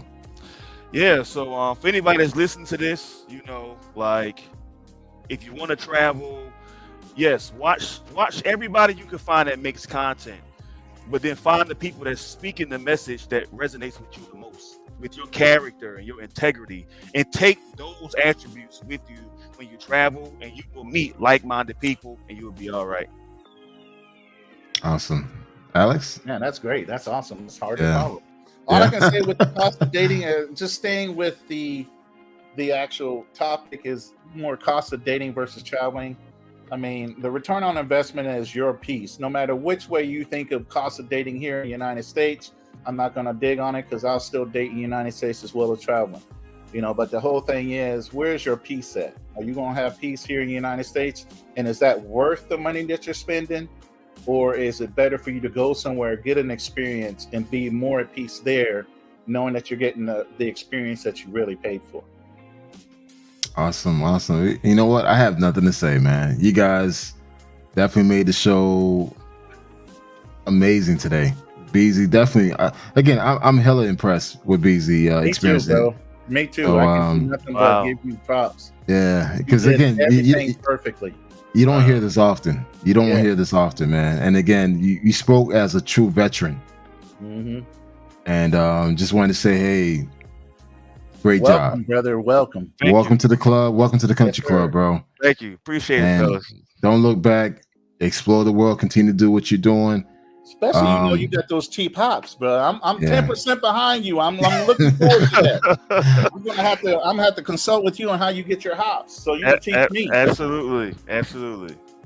All right. So, well, hey guys, thank you. Happy Labor Day. Yes, enjoy sir. enjoy your day off if you have the day off, and more content to come, man. And look forward to speaking to everybody soon. So, if anything, guys, have a great night. Salute. Happy Labor Day. Salute. Peace. Peace.